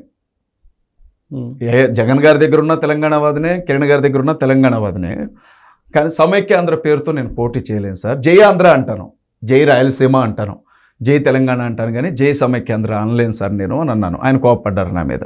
ఏం చేయాలో తెలియని పరిస్థితి. ఆయన పార్టీ నుంచి పోటీ చేసే పరిస్థితి లేదు. అప్పుడు బీసీ సంఘాలు బలపరిచిన అభ్యర్థిగా ఇండిపెండెంట్గానే ఖమ్మం నుంచి నేను బరిలో నిలబడ్డాను సార్. అట్లా పోటీ చేశాను. ఇక ఆ తర్వాత ఆర్ కృష్ణయ్యకి తెలుగుదేశం వాళ్ళు ఇచ్చారు కదా, అప్పుడు ముఖ్యమంత్రి అభ్యర్థి కూడా ప్రకటించారు కదా 2014. ఆర్ కృష్ణయ్య అన్న నాకు ఎమ్మెల్యే సీట్ ఇప్పించడానికి విశ్వ ప్రయత్నం చేశాడు. మీరు డైరెక్ట్గా ఆయన్ని అడగొచ్చు, ఆర్ కృష్ణయ్య గారిని.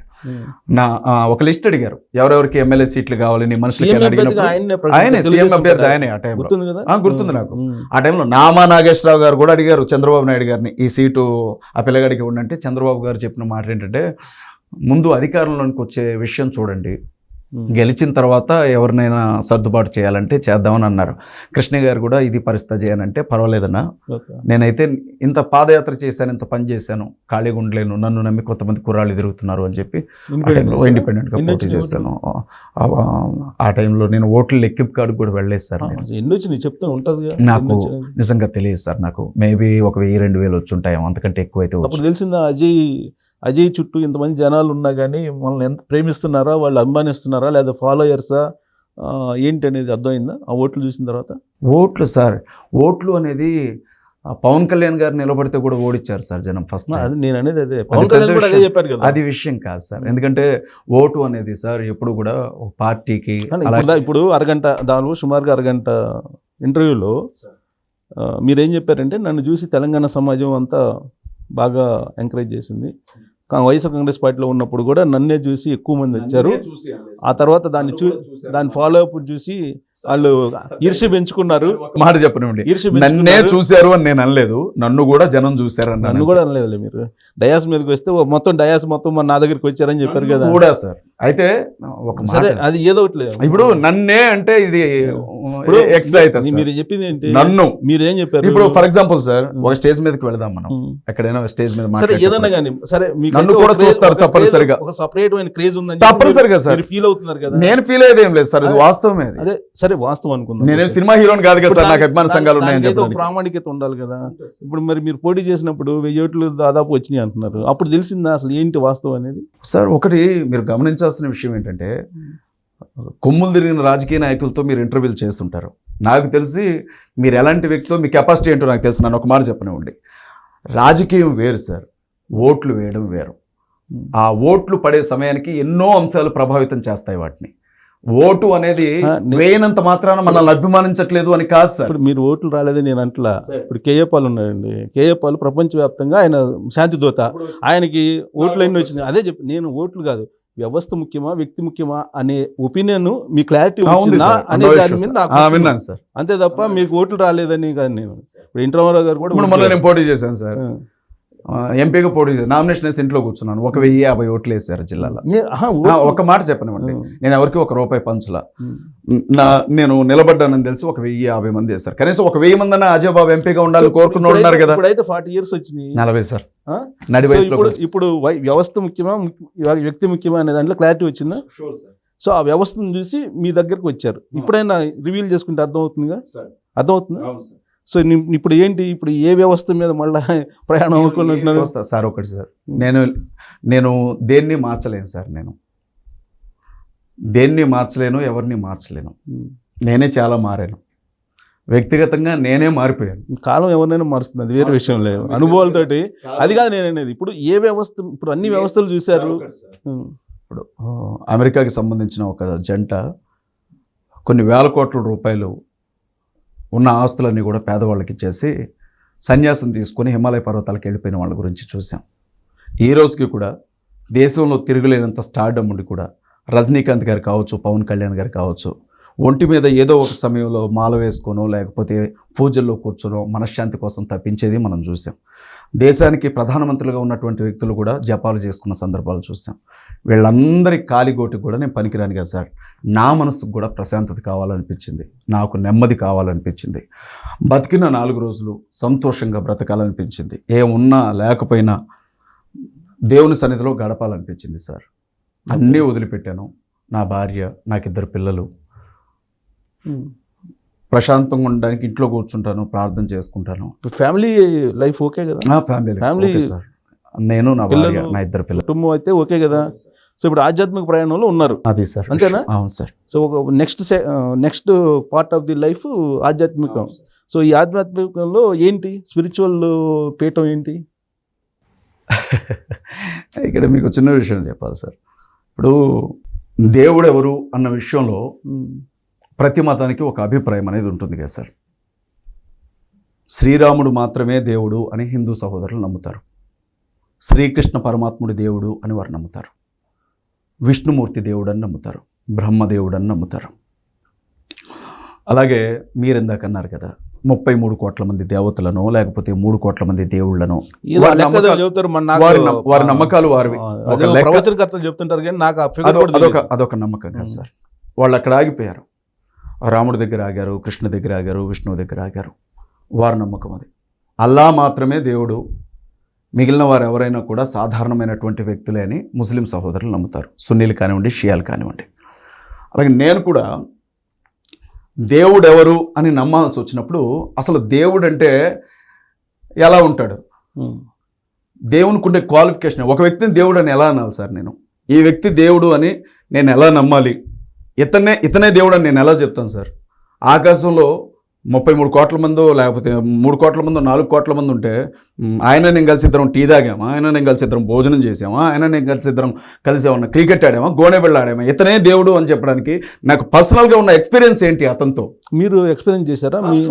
ఎవరితో? యేసు ప్రభుత్వ చెప్తాను, నన్ను చెప్పనివ్వండి. ఎందుకంటే ఇప్పుడు మీరు ఎక్స్పీరియన్స్ పొందిన ఎక్స్పీరియన్స్ నన్ను చెప్పనివ్వండి ప్లీజ్. మీరు ఎక్స్పీరియన్స్ పొందిన యేసు ప్రభుతో టీ తాగారా లేకపోతే కాఫీ తాగారా? అది చెప్పండి. వినండి అది చెప్పండి.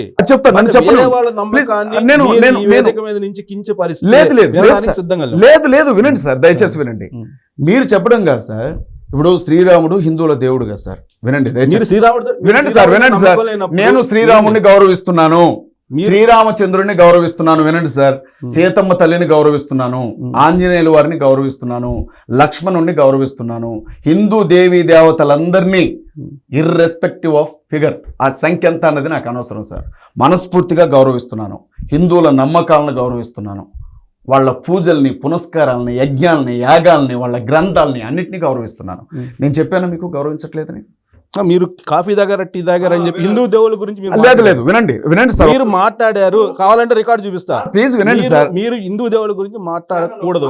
మీరు ఏదైతే దేవుడిని నమ్ముతారో దాన్ని అభిమానించండి, ప్రేమించండి. కాదు సార్, ప్లీజ్ నన్ను ఒక మాట చెప్పనివ్వండి.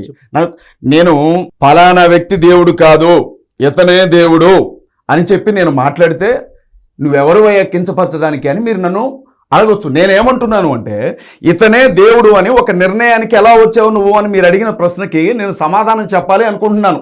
మీ వర్షన్ ఆఫ్ ఎక్స్ప్రెషన్ ఎలా ఉందంటే, రాముడు, శ్రీకృష్ణ, వినండి నేను చెప్తాను. మీరు చెప్పింది ఏంది? రాముడు, కృష్ణుడు వీళ్ళందరూ ఉన్నారు అనేది ఎట్లా నమ్ముతున్నారు? కాళ్ళతో కాఫీ దగ్గర టీ దగ్గర అని మీరు అన్నారు. ఆ వర్షన్ లో మీరు మాట్లాడారు. అలా మీకు అనిపిస్తే నేనేం చేయలేను. నా వర్షన్ అది కాదు. మీరు ఇప్పుడు సార్ ఒక విషయం భలేవాడివయ్యా నువ్వు అన్నాను సార్. ఇప్పుడు నేను అతన్ని, ఇప్పుడు నా వర్షన్ ఏంటి చెప్పండి? నేను ఏ ఉద్దేశంతో అన్నాను అతన్ని? నెగిటివ్ ఉంటుంది. నెగిటివ్ అని ఎందుకు అనుకోవాలి మీరు? నేనే ఉద్దేశంతో అన్నాను, అంతే కదా. ఏ ఉద్దేశంతో నేను చెప్పానో దయచేసి నన్ను చెప్పనివ్వండి అంటున్నాను.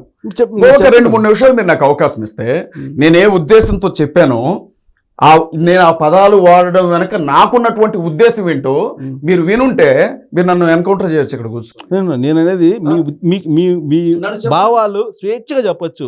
అట్ ద సేమ్ టైం ఎదుటి వాళ్ళని ఎట్టి పరిస్థితుల్లో నేను చెప్తున్నాను సార్, నా దాదాపు ఒక 1000 వీడియోలు ఉంటాయి నా యూట్యూబ్ ఛానల్స్లో.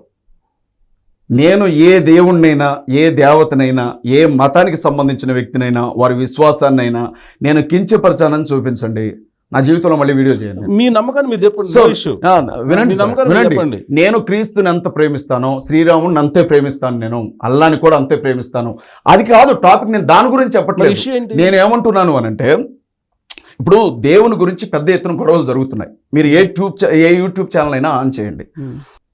నేను ఒక వీడియో చూశాను, క్రైస్తవులందరూ కూడా బూతులే మాట్లాడతారు ఒకటి. ఇంకొక యూట్యూబ్ ఛానల్లో మరియా లా, యేసు లా, ఎల్వర్డ్స్. ఇంకొక యూట్యూబ్ ఛానల్లో బైబుల్ సెక్స్ బుక్, బైబుల్లో ఉన్నటువంటి వ్యక్తులు పలానా. సో ఇంకో ఛానల్ ఇటువైపుకి వస్తే హిందుత్వం, లేకపోతే హిందువులో ఉండే మూఢాచారం అని ఒకటి, లేకపోతే హిందువుల దేవుడు ఎలా అని ఒకడు, హిందువుల దేవత ఎలా అని ఒకడు, ఇంకొక వైపు పోతే అసలు అల్లా అనేది అబద్ధం అని ఒకడు. నేనేమన్నానంటే ఇవి అవసరం లేదు, ఇది డిస్కషన్ కాదు అసలు. సో మీరెవరో నాకు తెలుసు సార్, నేనెవరో మీకు తెలుసు. అలాగే నమ్ముకున్న ప్రతి వ్యక్తికి తప్పనిసరిగా తన దేవుని గురించి తెలుసుంటుంది కదా. మీరు ఇష్టపడ్డ దేవుని గురించి మీకు తెలుసు కదా సార్, నాకు తెలియదు. ఆ రిలేషన్ మీకు ఉంది కదా. అలాగే నేను క్రీస్తుని నమ్ముకోవడానికి నాకు ఆయనతో ఏర్పడ్డ రిలేషన్ గురించి మాట్లాడుతున్నటువంటి సందర్భం నేను చెప్తున్నాను. నేను విత్ ప్లెజర్ మీరు ఏదైనా చెప్పచ్చు. మీరు నన్ను నిరభ్యంతరంగా నువ్వు అనొచ్చు, మీరు నిరభ్యంతరంగా నువ్వు అనొచ్చు. రెండో విషయం, మీరు ప్రేమతో యారా అన్న పలుకుతాను నేను. మీరు నిరభ్యంతరంగా పిలవచ్చు సార్ నన్ను, ఎందుకంటే మీ బలం ఏంటో నాకు తెలుసు, నా స్థాయి ఏంటో నాకు తెలుసు. అయ్యో అది కాదు అజయ్ గారు, కాదు చిన్నోడు కాబట్టి నువ్వు అన్నా. అది నిరభ్యంతరంగానండి సార్. మీరు అక్కడ కూర్చుంటారు. అలా అనేవాళ్ళని కాదు, అలా అంటే 26 సంవత్సరాల జర్నలిజము మేము చేసి వచ్చాము. చిన్నోడు కాబట్టి వయసులో నువ్వు అని అంటే మీరు నిరభ్యంతరంగా అనొచ్చని నేను అంటున్నాను. మీరు నా పెద్దన్నలాగా నిరభ్యంతరంగా మీరు నన్ను పిలవచ్చు, నేను పలుకుతాను. అయితే సార్ నేను డిగ్రీలో ఉన్నాను సార్. డిగ్రీలో ఉన్నప్పుడు 2003 సంవత్సరం సత్తుపల్లి జలగ వెంకటరావు డిగ్రీ కాలేజ్, జలగ వెంకటరావు గారి నాన్నగారు కట్టించిన కాలేజ్ అది. ఆ కాలేజ్లో నేను డిగ్రీ ఫస్ట్ ఇయర్ ఉన్నప్పుడు నాకు అమ్మోరు పోస్తుంది సార్. మనం అమ్మోరు అంటే ఎంత గౌరవిస్తామో మీకు తెలుసు. కొన్ని ప్రాంతాల్లో తట్టుపోయటం అంటారు, చికెన్ పాక్స్ అంటారు, కొన్ని చోట్ల తల్లి పోస్తుంది అని అంటారు. మనకి సహజంగా ఆ దేవత ఒంటి మీదకి వచ్చినప్పుడు మందులు వాడడానికి ఇష్టపడం, ఇంజెక్షన్ చేయించుకోవడానికి ఇష్టపడం. నమ్మకం అది. నేను కూడా మా అమ్మ నాన్నలు కూడా అలా నమ్మేవాళ్ళు. ఏం చేశారు అని అంటే ఒకసారి వచ్చింది, ఓకే, కొంచెం కళ్ళు దాపించారు, వేప ఆకుల మీద పడుకోబెట్టారు, ఒంటిని కూడా చల్లబరుస్తూ ఉండేవాళ్ళు. ఒకసారి తగ్గిపోయింది. రెండోసారి వచ్చింది, తగ్గిపోయింది. మూడోసారి వచ్చింది సార్ నాకు డిగ్రీలో ఉన్నప్పుడు. సహజంగా ఏమంటారంటే అమ్మోరు ఒకసారి పోస్తే ఆ వ్యక్తి మీదకి రెండోసారి రాదు అని చెప్తారు. నాకు మూడోసారి వచ్చింది ఒంటి మీద. అది ఎవరు చెప్తారు? అలా ఏం చెప్పరు సార్. మా ప్రాంతంలో అంటారు, ఏమంటారంటే అమ్మ ఒకసారి పోస్తే రెండోసారి మళ్ళీ ఆ ఒంటి జోలికి వెళ్ళలేదు మా ప్రాంతంలో అంటారు. నాకు కూడా చిన్నప్పుడు వచ్చింది అనేక సార్లు. మీరు చెప్పినట్టు యాపకది వేసారు, వస్తుంది, అది అట్టే మేబీ ఉండొచ్చు. బట్ ఒకసారి వస్తే మళ్ళీ రాదని ఏం లేదు. నాకేమైందంటే సహజంగానే స్వతహాగా నాది చాలా బలహీనమైన శరీరం సార్. మా అమ్మ మా నాన్నది మేనరిక వివాహం. అమ్మ మేనకోళ్ళు, నాన్న మేనమామ. వాళ్ళు పెళ్లి చేసుకున్నాక పెద్దన్నయ్య బాగానే పుట్టాడు, రెండో అన్నయ్య బాగానే పుట్టాడు, తమ్ముడు కూడా ఓకే. కానీ నేనేంటంటే కొంచెం డిఫెక్టివ్గా పుట్టాను నేను అమ్మ నాన్న వాళ్ళకి. అంటే ఈ ఎడం చెయ్యి ఎడంకాలు కొంచెం సన్నగా ఉండేవి సార్, కుడికాలు కుడి చెయ్యి లావుగా ఉండేవి నాకు. నేను ఇప్పుడు బాగానే ఉన్నా, అదే చెప్తున్నాను కదా, నాకు దేవునితో రిలేషన్ ఉంది. ఓకే. ఆ స్థితిలో నడుచుకుంటూ వెళ్ళేటప్పుడు ఒక కాలు ఎగరేసుకుంటా వెళ్ళేవాడిని సార్ నేను స్కూల్కి. మెడవిరుపు జబ్బుతో బాధపడ్డాను. అమ్మకి బాలింత జబ్బు చేసినప్పుడు ఇలా ఇలా అంటూ ఉండేవాడిని నేను. నత్తి ఉండేది. ఇప్పుడు కొంచెం బాగానే మాట్లాడుతున్నాను కదా. అప్పుడు ఏదైనా ఒక పదం పలకాలంటే ఎగిరేవాడిని. మా టీచర్ ఇలా పెట్టి కొట్టేది నన్ను, మంచిగా చెప్పేవాడిని. దానికి తోడు మెదడువాపు జబ్బుతో బాధపడ్డాను నేను చిన్నతనంలో. నరాల బలహీనత ఉంది. కొంచెం కోపం వస్తే ఒళ్ళు వణికిపోద్ది నాకు ఇలాగా. ఇప్పటికి కూడా ఒళ్ళు వణికి వస్తూనే ఉంటుంది. కొంచెం ఏదన్నా ఆవేశం వస్తే ఒళ్ళు వణికిద్దని మ్యాక్సిమం కంట్రోల్ చేసుకుంటూనే విటమిన్స్ లోపం కూడా వస్తుంది. దానివల్ల ఏమైపోయింది అని అంటే ఏ డిసీజ్ అయినా తేలిగ్గా అట్రాక్ట్ అయ్యేది నాకు. అది ఇమ్యూనిటీ పవర్. ఇమ్యూనిటీ పవర్ కూడా బాగా తక్కువ నాకు. అయితే డిగ్రీలో ఉన్నప్పుడు ఈ అమ్మోరు పోసిన తర్వాత మనకి కోడిపందాలకి బాగా ఇష్టం సార్. నాకు కోడిపందాలకి వెళ్ళేవాడిని బాగా. సంక్రాంతి అంటే ఇక పండగే కదా సార్, మామూలుగా ఉండదు. వ్యవహారం ఊర్లో పుంజునో దాన్ని కొనుక్కొచ్చుకున్నాను. మా నాన్నగారు పాస్టర్ గారే, అమ్మ దైవజనరాలు. కానీ నా ఇష్టానుసారంగా నేను బ్రతికేవాడిని. నా లైఫ్ నాది. మా డాడీ ఎప్పుడు కూడా అలా ఉండొద్దు అని చెప్పేవారు తప్ప పేగ పట్టుకుని ఒక చోట కూర్చోబెట్టేవారు కాదు. సరదాగా గడిచిపోయింది జీవితం. 11 రోజులు పూర్తయింది సార్. ఇక్కడ మీరు ముక్కు మీద కనబడుతుంది కదా, లోపలికి మచ్చ లోపలికి ఇక్కడ పోసింది సార్. ఆ టైంలో ఇలా ఒళ్ళంతా ఇక్కడ ఫస్ట్ వచ్చింది. ఒళ్ళంతా పోసుకొచ్చేసిన తర్వాత 11వ రోజున నా కాళ్ళు చేతులు పడిపోయాయి సార్ పూర్తిగా. మంచం మీద నుంచి నేను లేచే పరిస్థితి లేదు, మాట పిలిచే పరిస్థితి లేదు, మాట పడిపోయింది. అంటే కోడి తొలకరి వానలు పడ్డ తర్వాత ఆ పచ్చని మేత తింటే చనిపోయే ముందు కోడి ఒక రకమైన శబ్దం చేసింది సార్. గొంతులో కెక్ కెక్ అని వస్తూ ఉంటుంది. అన్నం తినేటప్పుడు అలా వచ్చేది. వెంటనే నన్ను హాస్పిటల్కి తీసుకొని వెళ్ళారు. చూసి హైదరాబాద్ తీసుకెళ్ళమన్నారు. మీకు తెలుసు కదా, యూసీసీఆర్ ఎంఎల్ పార్టీకి సంబంధించిన ఒక వ్యక్తి, సానుభూతిపరుడు, రెడ్డి గారు. ఆయన అమెరికాలో ప్రాక్టీస్ చేస్తూ ఉండేవారు. నా స్తోమత, మా కుటుంబ స్తోమత బాగా లేకపోవడం వల్ల డిఎస్ఓ విద్యార్థి సంఘం నాయకులు, రాష్ట్ర నాయకులు నన్ను హైదరాబాద్ తీసుకొని వచ్చారు. ఇక్కడికి తీసుకొని వచ్చినప్పుడు ఆయన నన్ను చెక్ చేసి, ఇతనికి కాళ్ళు చేతులు చచ్చుబడ్డాయి, ఇమ్యూనిటీ పవర్ లేదు, నరాలు చచ్చుబడ్డాయి, ఇతనికి మాట కూడా స్పష్టంగా రాకపోవచ్చు, మెడిసిన్ వాడాల్సిన అవసరం లేదు, ఇది అట్లా అయిపోయింది, తీసుకెళ్ళండి అని చెప్తే ఇంటికి తీసుకెళ్లారు. నన్ను తీసుకెళ్ళినప్పుడు నా పరిస్థితి ఎలా అయిపోయిందంటే సార్, ఎవరైనా ఒక వ్యక్తి కుడి చేయి ఇంకొక వ్యక్తి ఎడం చేయి పట్టుకొని లేపి నిలబెట్టాలి నన్ను. ఒకవేళ పొరపాటున నేను నిలవబడితే సార్, మనకి సిస్టమ్ ఉంటుంది కదా, ఇలా వెనక్కి వెళ్ళిపోయేది. నాకు వెనక్కి వెళ్ళిపోగానే ఇట్లా పడిపోయేవాడిని. నా తల ఒకవేళ కానీ జుట్టు తీసేసి చూస్తే తలలో చాలా దెబ్బలు కనపడతాయి తల మీద, అట్లా పడిపోయేవాడిని. బాత్రూమ్కి వెళ్ళాలంటే ఇబ్బంది. అప్పటి వరకు సార్ డిఎస్ఓ జిల్లా అధ్యక్షుడిని కదా, మంచి రెబల్గా ఉండేవాడిని. పోలీసులు ఎత్తుకుతూ ఉండేవాడిని నా కోసం, వీడు ఏడ దొరుకుతాడు, విద్యార్థి సంస్థలను బాగా ఇబ్బంది పెడుతున్నాడు వీడు అని చెప్పి. అన్న నమస్తే అన్న, నమస్తే అన్న. సత్తుపల్లి కొన్ని వేల మంది స్టూడెంట్స్ వచ్చేవాళ్ళు. అలాంటిది నా బతికెట్లు అయిపోయిందంటే నా ముఖం చూసేవాళ్ళు లేడు సార్. 3 నెలల మంచం మీద ఉన్నాను. ఒకరోజు సార్, అంటే నేను ఒక్కోసారి బాత్రూమ్కి తీసుకెళ్ళడానికి ఎవరు లేకపోతే, అలా చెప్పొద్దో చెప్పకూడదో తప్పు అయితే క్షమించండి, బట్టలలోనే డిగ్రీలో ఉండి ఒక వ్యక్తి 1కి 2కి వెళ్ళడం అంటే అది ఎంత నరకంగా ఉంటుందో నేను అనుభవించాను సార్. బాగా కష్టం అనిపించింది నాకు. అన్నయ్య, మా పెద్దన్నయ్య, రెండో అన్నయ్య ఇట్లా చేతుల మీద తీసుకొని వెళ్ళేవాళ్ళు నన్ను. ఈ బతకడం కంటే చావడం మంచిది అనిపించింది సార్. ఒకరోజు బాగా జ్వరం తగిలింది. ఆ రోజు మెంటల్గా బాగా డిప్రెషన్లోకి వెళ్ళిపోయాను, జ్వరం తగిలింది. మా అమ్మ అన్నం తినమని అడిగితే నాకేమొద్దమ్మా అని చెప్పాను. నేను అలా ఉన్నాను. నన్ను మా నాన్న సరే మా ఊరు పక్కన సార్ ప్రసాద్ గారు అని చెప్పి బ్రాహ్మణుడు సార్, సద్బ్రాహ్మణుడు ఆయన. ఆయన్ని బంగారంలాగా చూస్తాం సార్ మేమందరం కూడా. నాకు ఒకటి బాగా గుర్తు, ఇవాళ కొంతమంది బ్రాహ్మణుల మీద నిష్కారణంగా విషయం చిమ్ముతూ ఉంటారు, కానీ అంబేద్కర్ గారి గురించి మాట్లాడే వాళ్ళందరూ అర్థం చేసుకోవాల్సింది ఏంటంటే, అంబేద్కర్ గారు ఫారెన్కి వెళ్ళి చదువుకున్నాడంటే ఆయన చదివించింది ఒక బ్రాహ్మణుడు అన్న విషయాన్ని జ్ఞాపకం ఉంచుకోవాలి. కులాలకి మతాలకి సంబంధం లేకుండా మానవత్వంలోనే దైవత్వం కలిగిన మనుషులు చాలా అన్ని కులాల్లో ఉన్నారు సార్. ఆయన అలాంటి వ్యక్తి. నన్ను సైకిల్ మీద ఎక్కించుకున్నారు. మా నాన్న సైకిల్ మీద ఎక్కించుకున్నాడు. మా నాన్నకి తెలుసు నేను పట్టుకోలేను, లింక్ సిస్టమ్ లేదు నాకు. అయితే ఇలా వెనక్కి కూర్చొని క్యారేజ్ మీద ఇలా పట్టుకొని కూర్చున్నాను. ఎవరు లేరు, మా అన్న, మా పెద్దన్న వాళ్ళు పనులకు వెళ్ళిపోయారు. మా ఊరు నుంచి, అంటే తుమ్మల నాగేశ్వరరావు గారి ఊరు నుంచి జలగ వెంకట్రావు గారి ఊరికి రావాలి, బుగ్గపాడు జలగ వెంకట్రావు గారి ఊరు. ఈ 2 ఊర్లకు మధ్యన నాగుపల్లి అనే ఒక చిన్న విలేజ్ ఉంటుంది. అక్కడికి తీసుకొని వస్తున్నాడు. అప్పటికే అది తుమ్మల నాగేశ్వరరావు గారి పుణ్యమా అని తెలంగాణలో, ఎస్పెషల్లీ ఖమ్మంలో రోడ్డు మీద ఎంత గుంత కనపడదు సార్. అద్భుతమైన రోడ్లు కదా. ఆయన ఆ కాలంలోనే, అది ఊరు పక్కన కావడంతో అప్పటికే హైవే రోడ్ లాగా ఉండేది మా రోడ్డు. మా నాన్న సైకిల్ తీసుకొని వచ్చాడు. ఇలా దిగి రోడ్డు దిగి, హైవే రోడ్డు దిగి కొంచెం లోపలికి వెళ్తే ఆ బ్రాహ్మణుడి ఇల్లు. ఆయన డాక్టర్ గారు, ఎంబీబీఎస్ డాక్టర్ ఆయన. వాళ్ళ అమ్మాయి నా క్లాస్మేట్. ఆ పాప పేరు నేను ఇప్పుడు చెప్పడం సమంజసం కాకపోవచ్చు. 10th నాతో పాటు చదువుకుంది ఆ తల్లి.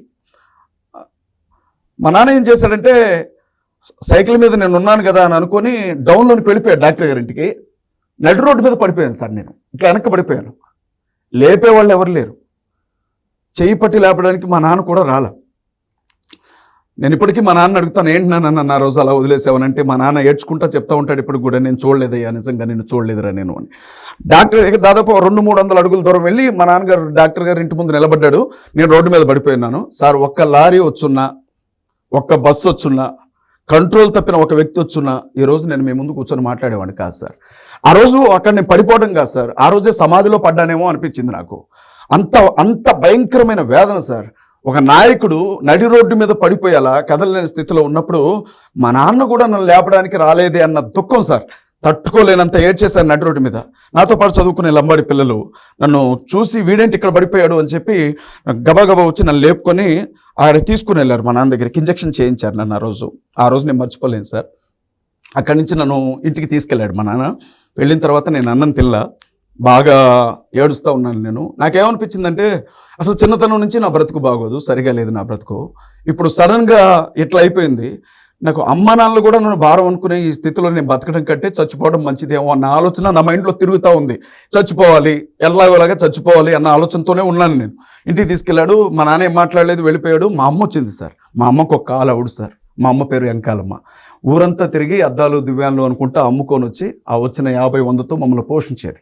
కానుకంటే ఏముండదు సార్ మాకు. 5 రూపాయలు 10 రూపాయలు వేస్తారు చర్చిలో, వేల కోట్ల రూపాయలు ఏమి రావు ఆ రోజుల పరిస్థితి అది. అయితే మా అమ్మ వచ్చి అన్నం తినమంటే నేను తినట్లా. వదినోళ్ళు వచ్చి అడిగారు, అన్నోళ్ళు వచ్చి అడిగారు, ఎవడడిగినా నేను తినట్లా.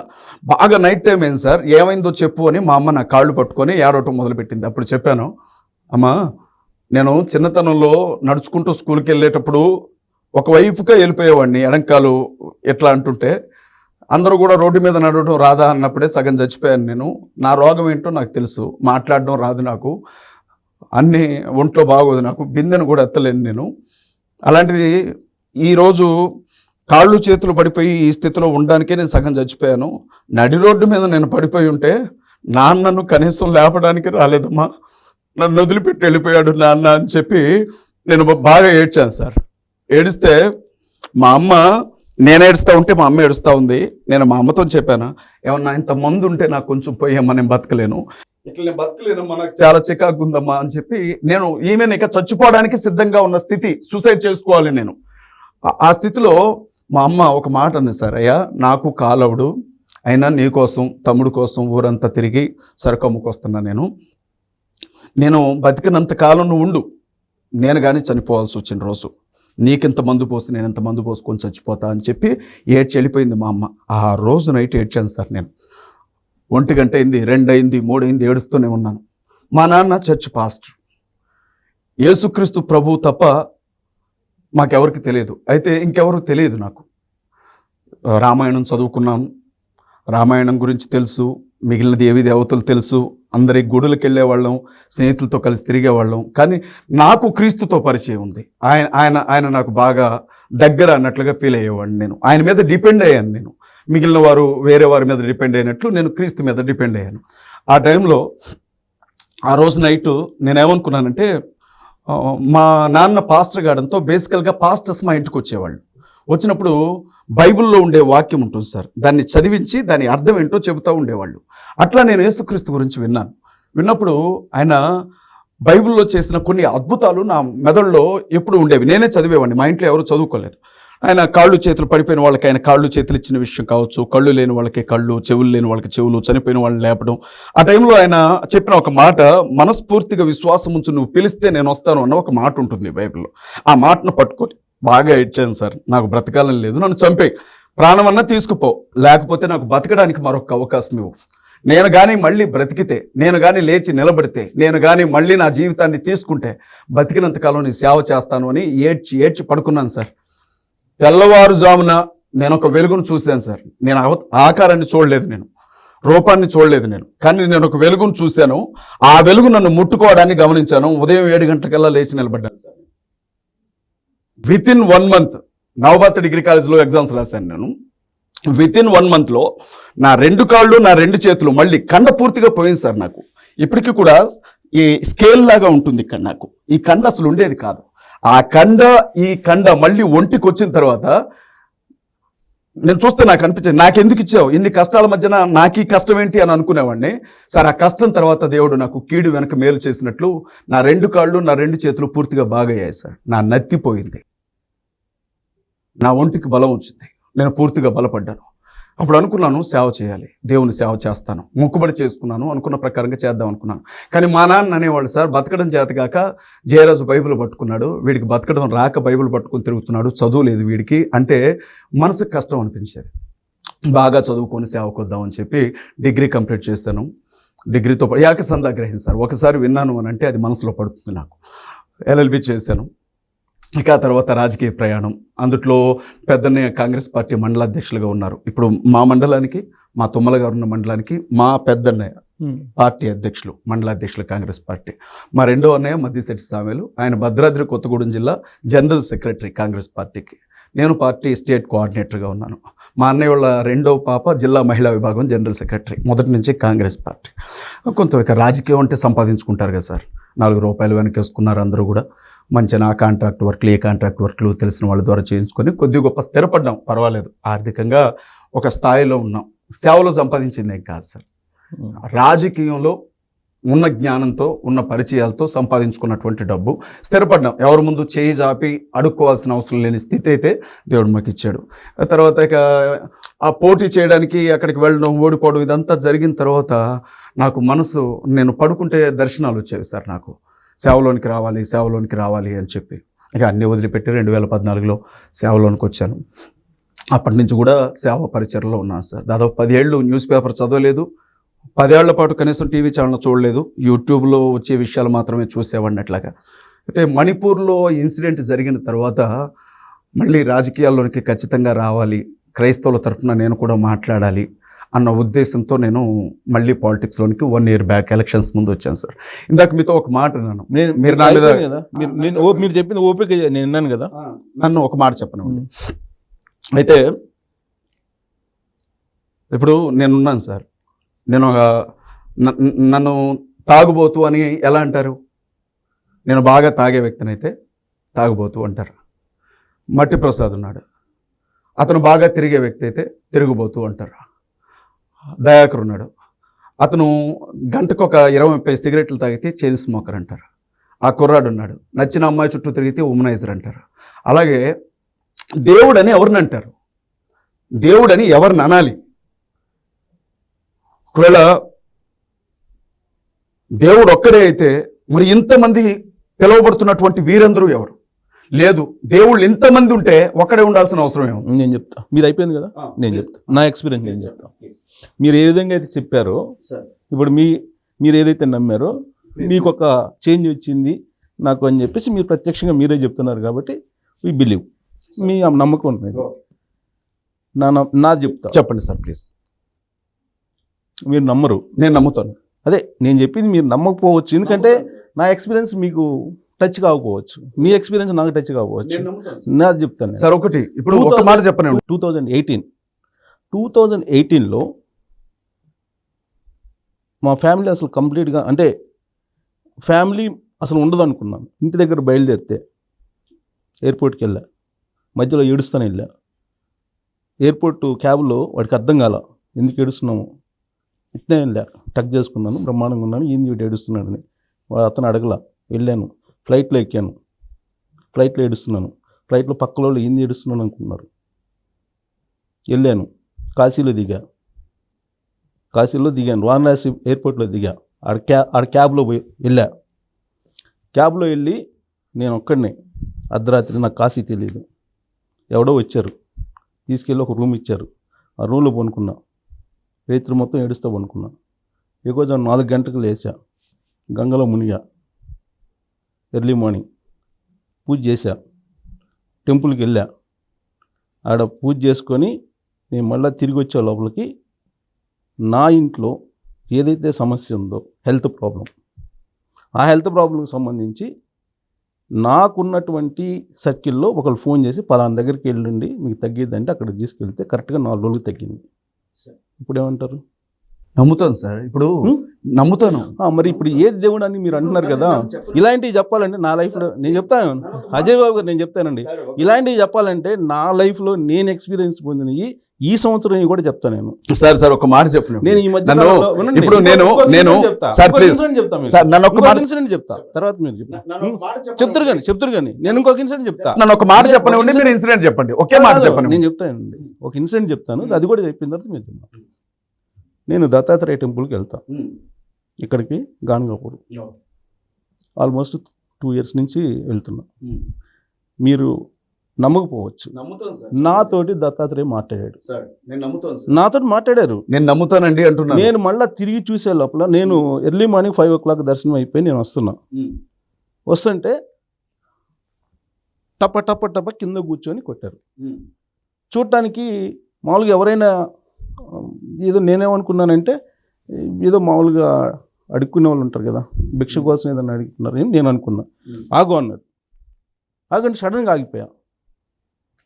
జనరల్గా చూస్తే మనిషి కనపడాలి కదా, కానీ దత్తాత్రేయ కంప్లీట్గా కనిపించారు నాకు, కంప్లీట్గా కనిపించి నేనేమనుకున్నానంటే అదొక వేషమేమో మనుషులు వేసుకున్నారని చెప్పేసి నేను నా దగ్గర నేను వస్తా కొనుక్కున్న కొన్ని లడ్లు ఉండి ఆ లడ్డులో నేను ఇస్తే చూశారు, చూస్తే మళ్ళీ లడ్లుది నాకు వెనక్కి ఇచ్చారు. ఇస్తే ఓహో వీళ్ళు అట్టయితే ఈయనకు ఉద్యమం లడ్లు డబ్బుల కోసం కావాలని చెప్పి నేను 50 రూపాయలు నా దగ్గర 50 రూపాయలు అంటే 50 రూపాయలు ఇచ్చాను. 50 రూపాయలు ఇస్తే తిరిగి ఇటు విసిరేస్తే పక్కన ఎవరో 2 ఉన్నారు. వాళ్ళు ఎవరు నాకు ఆ క్షణంలో ఆ సెకండ్ ఆ మూమెంట్లో నాకు ఎవరు ఏంటని తెలియట్లా.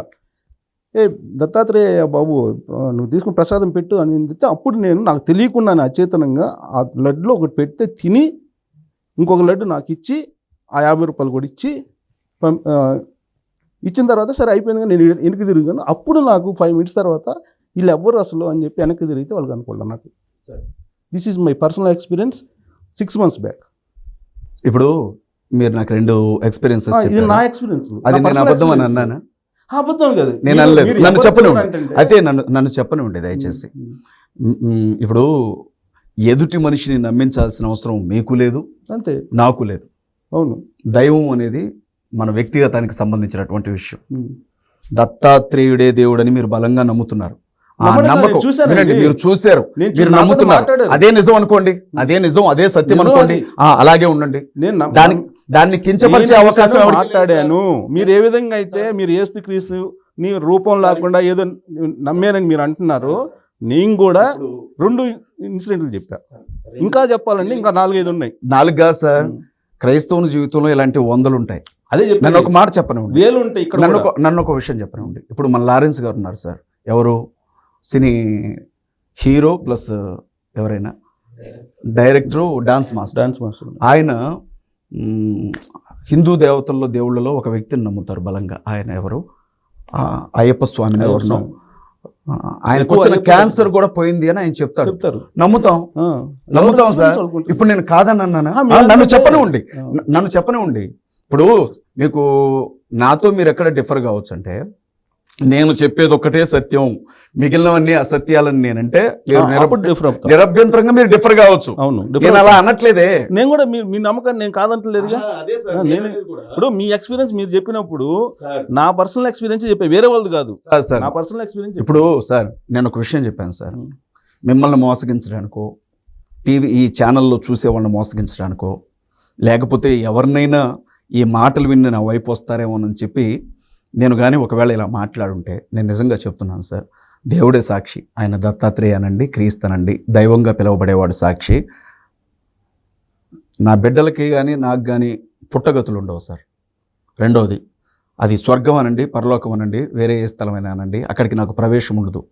మీ ముందు దేవుని సాక్షిగా నేను చెప్తున్నాను, ఆయన వింటూనే ఉంటాడు కదా. సో నేను చెప్పింది సత్యం కాబట్టి ఇంత ధైర్యంగా నేను చెప్పాను. మీరు చెప్పింది సత్యం కాబట్టి. చెప్పింది సత్యం అని మీరు అంటున్నారండి, నేను చెప్పింది కూడా సత్యమే. నేను అదే అంటున్నాను, ఎందుకంటే ఇతరులను నమ్మించాల్సిన అవసరం మీకైనా నాకైనా లేదు. మేము ఉన్న విషయం చెప్తున్నాము. కానీ మీరేమన్నారు? నేను నమ్ముతాను సార్. ఇప్పుడు మీరు నేను వెనక్కి తిరిగి చూసేసరికి దత్తాత్రేయుడు లేరని మీరు అన్నారు కదా, అది మీ పర్సనల్ ఎక్స్పీరియన్స్. నేను మనస్ఫూర్తిగా నమ్ముతాను. నేనేమండి సార్, నేను ఎవరిని నమ్మను అనడానికి నన్ను నమ్మించాల్సిన అవసరం కూడా నాకు లేదు. దత్తాత్రేయునికి మీకు మధ్య ఉన్న రిలేషన్ ఏంటో మీకు ఆయనకి తెలిస్తే చాలు, ఇంకెవరికి తెలియాల్సిన అవసరం లేదు. నేను కూడా అదే చెప్తున్నాను సార్. నేను కూడా నా వ్యక్తిగతంగా నాకున్నటువంటి ఆ రిలేషన్, నేను ఎలా ఈ పరిచర్లో ముందుకు వెళుతున్నానో చెప్తున్నాను మీకు, అంతే. నేను క్రిటిసైజ్ చేయట్లేదు. నేనేమనుకున్నానంటే, ఒక వ్యక్తిని దేవుడు అనాలి అనంటే ఏ ప్రాతిపదికన ఇతను దేవుడు అని నిర్ణయించాలి. అసలు వాస్తవంగా ఇతను దేవుడా కాదా అని చెప్పే అర్హత మనకు లేదు ఎవరికి కూడా. ఎవరి నమ్మకం వాళ్ళది. దేవుడు అనేవాడు అతనా కాదా అని చెప్పడానికి మనం ఎవరు సార్? మనం చూసామా? మనం ఏమన్నా చూసామా? ఆయన ఏనే దేవుడు, అంతరిక్షం మొత్తం తిరిగామా, అంతరిక్షానికి అవతలకి వెళ్ళామా, ఈయన తప్ప ఎవరూ లేరు అని మనం చూసి వచ్చి చెప్తున్నామా లోకానికి? కాదు కదా. సో ఏ నమ్మకాన్ని కూడా తప్పుపడడానికి లేదు. అందులో ఏది సత్యం ఏది అసత్యం అనేది ఆత్మకే తెలియాలి తప్ప మనిషి గమనించలేడు దాన్ని. నేనేమనుకున్నాను అంటే, నా పర్సనల్ ఎక్స్పీరియన్స్లో నేను చెప్తుంది, ప్రతిదీ తార్కికంగా మాట్లాడి నేను అంత తొందరగా బుట్టలో అయితే పడను అని అనుకుంటాను. సహజంగా ఏమంటారు అంటే, మీకన్నా నేను హార్డ్ కోర్ పీడిఎస్లో పనిచేసినవాడిని. నేను సూపర్ సార్. దేవుడు అంటే కోప్పడేవాడిని when I was young age. ఇప్పుడు నేను మిమ్మల్ని ఒక ప్రశ్న అడుగుతాను. మీరు ఎక్స్పీరియన్స్ పొందినట్టే నేను ఇప్పుడు నేను మిమ్మల్ని ఒక ప్రశ్న అడుగుతాను. ఎందుకంటే సహజంగా కొన్ని 100 ఇంటర్వ్యూలు మీరు చేస్తుంటారు, నాకు మీ గురించి బాగా తెలుసు, మీ పేరు నాకు బాగా తెలుసు. కాబట్టి నేను మిమ్మల్ని ఒక ప్రశ్న అడగాలనుకున్నాను, విత్ యువర్ పర్మిషన్. ఇప్పుడు మనం దేవుడు అనే ఆ క్యారెక్టర్ని కొంచెం పక్కన పెడదాం. అసలు ఒక వ్యక్తిని దేవుడు అని చెప్పాలి అని అంటే అతనికి ఎలాంటి క్వాలిఫికేషన్స్ ఉండాలి అనుకుంటారు మీరు? అసలు దేవుడి క్వాలిఫికేషన్స్ ఏంటి? ఫస్ట్ అది ఆన్సర్ చెప్పండి నాకు. మీరేమనుకుంటున్నారు? దేవుడు అనేది it is one type of power, unknown power. ఆ పవర్ అనేది ఎవరి ఎక్స్పీరియన్స్ని బట్టి, ఎవరి స్థాయికి బట్టి, ఎవరి శక్తిని బట్టి వాళ్ళు దాన్ని గ్రాస్ప్ చేసుకోగలరు. That is my opinion. మీ ఆలోచనది. దాన్ని ఒక క్యారెక్టర్ క్రియేట్ చేసి అట్లా కాదు సార్. ఇప్పుడు మీరు అనుకున్నట్లుగానే కంటికి కనిపించని ఒక పవరే అనుకుందాం. ఎవరి స్థాయిలో వాళ్ళకి కనిపిస్తుంది. ఇప్పుడు సార్ మీ దృష్టిలో మీకు ఒక అంచనా, నా దృష్టిలో నాకు ఒక అంచనా. నేను అదే చెప్తున్నాను. నేనేమంటానంటే సార్, నేను ఎలాంటి వాడిని అని అడిగితే నా బిడ్డ చెప్పలేకపోవచ్చు, కానీ నా బిడ్డ ఎలాంటిది అని అడిగితే నేను చెప్తాను. ఎందుకు అంటే ఆవిడ్ని నేను కన్నాను కాబట్టి. సో మనుషులు ఎలాంటి వారు అని దేవుడిని అడిగితే దేవుడు చెప్పగలడు, కానీ దేవుడు ఎలాంటి వాడు అని మనుషుల్ని అడిగితే మనుషులు చెప్పలేరు. ఎవరి స్థాయిని బట్టి వాళ్ళు చెప్తారు. వినండి సార్, అంటే ఇప్పుడు ఫుల్ ఫ్లెడ్జ్గా చెప్పలేము సార్. మా పాపను తీసుకొచ్చాం, ఒక్క మాట వినండి. ఈ వీళ్ళిద్దరిలో మీ నాన్న ఎవరమ్మా అని అంటే నా పాప ఏముంటుందంటే తనకి నాతో ఉన్న రిలేషన్ బట్టి ఇతను మా నాన్న. రిలేషన్ బట్టి నేను చెప్పింది కూడా అదే. ఎవరెవరు స్థాయిని బట్టి వాళ్ళు వాళ్ళు చెప్తారు, చెప్తారు. relation అదే బట్టి. అదే సార్, కానీ ఖచ్చితంగా ఉమ్. అందులో ఏదో ఒక సత్యం అనేది ఉంటుంది. ఉమ్. సత్యం ఉంటేనే కదా నమ్మకం ఉండేది. అదే నేను అనేది అదే సార్. నేను ఏమంటున్నాను అని అంటే, నాకు సంబంధించి మేము ఎలా కొలమానం తీసుకుంటామంటే, ప్రతిదానికి ఒక కొలమానం ఉన్నట్లుగానే మేము ఒక కొలమానాన్ని ఎలా తీసుకుంటామంటే, ఇప్పుడు మనం ఇక్కడ ఉన్నాం సార్, అక్కడ ఎవరున్నా నేను నమస్తే పెట్టేవాడిని కాదు. మీరున్నారు కాబట్టి నాకు ఎందుకో నమస్తే పెట్టాలనిపించింది. నేను నాకంటే పెద్ద అయినా, తెలిసిన అయినా, మంచి అయినా, చెడైనా, అనుభవం కలిగిన అయినా అనుకున్నాను, నమస్తే పెట్టాను. ఎవరికి పడితే వాడికి పెట్టను సార్. మళ్ళీ నేను నమస్తే పెట్టాను అని అంటే నా ఇష్ట ప్రకారంగా ఎదుటి వ్యక్తి గౌరవాన్ని బట్టి నమస్తే పెడతాం. ఎవరెవరి ఇష్టం అది. అంతే కదా, మీరు కూడా అంతే. ఎవరికైనా నమస్తే పెట్టారు అంటే మీ మనసులో ఒక మంచి స్థానం అతనుకుంటేనే నమస్తే పెడతాం. అలాగే ఒక వ్యక్తి ముందు మోకాళ్ళ మీద కూర్చొని సాయం చేయమని అడగాలి అని అంటే, ఒక వ్యక్తి చుట్టూ నేను పొర్లు దండాలు పెట్టాలి అని అంటే, ఒక వ్యక్తి కోసం నా కడుపు కాల్చుకోవాలి అని అంటే, ఒక వ్యక్తి కోసం నేను ఆయన్ని పూజించాలి, లేకపోతే యజ్ఞం చేయాలో, యాగం చేయాలో, దాన ధర్మాలు చేయాలో, ఆయన ముందు నన్ను నేను పూర్తిగా తగ్గించుకోవాలని అంటే అతనికి కూడా ఖచ్చితంగా ఒక కొలమానం అనేది ఉండాలి అనేది మా అంచనా ఉంటుంది సార్. మేము దాన్ని ఎలా చూస్తామనంటే, దేవుడు అనేవాడు ఈ సృష్టి మొత్తానికి తప్పనిసరిగా కర్త అయి ఉంటాడు అని మేము నమ్ముతాం. భూమికి, సూర్యుడికి, చంద్రుడికి, నక్షత్రాలకి, గ్రహాలకి, అంతరిక్షానికి, విశ్వానికి, వీటన్నిటినీ సర్వకాలాలకి, సర్వలోకాలకి, సర్వ సృష్టికి సృష్టికర్త అతను అని నమ్ముతాం. అతనే సృష్టికర్త అని నమ్ముతాం సార్. అంటే మా దృష్టిలో దేవుడు అనే వ్యక్తిని, ఒక వ్యక్తిని మేము దేవుడు అనాలి అని అనుకుంటే, ఇతను సృష్టికర్త కనుక సృష్టి మొత్తం ఇతనికి లోబడుతుంది అని మేము నమ్ముతాం. ఒకటి. రెండవది, మరి మేము దేవునికిచ్చే రెండవ కొలమానం ఏంటంటే, హేతుబద్ధంగా ఈయన కాలాలను సృష్టించిన వాడై ఉంటే వర్తమాన భూత భవిష్యత్ కాలాలను అదుపులో కూడా ఉంచుకోగలిగిన వాడై ఉంటాడు ఖచ్చితంగా. దేవునికి ఖచ్చితంగా ఈ రెండవ లక్షణం ఉండాలి. మిమ్మల్ని నేను ఈ కొలమానం తీసుకోమని నేను అనట్లేదు. మా కొలమానం వర్తమాన భూత భవిష్యత్ కాలాలు అంటే జరిగిపోతున్న కాలం, జరిగిన కాలం, జరగబోయే కాలం కూడా అతని స్వాధీనంలోనే ఉండాలి. అతను సృష్టికర్త అయి ఉంటే ఇది రెండవ లక్షణం. మూడవది, ఇతను ఒక మనిషి, సహజంగా మనిషి పుడతాడు, చనిపోతాడు, పుడతాడు, చనిపోతాడు మనిషి.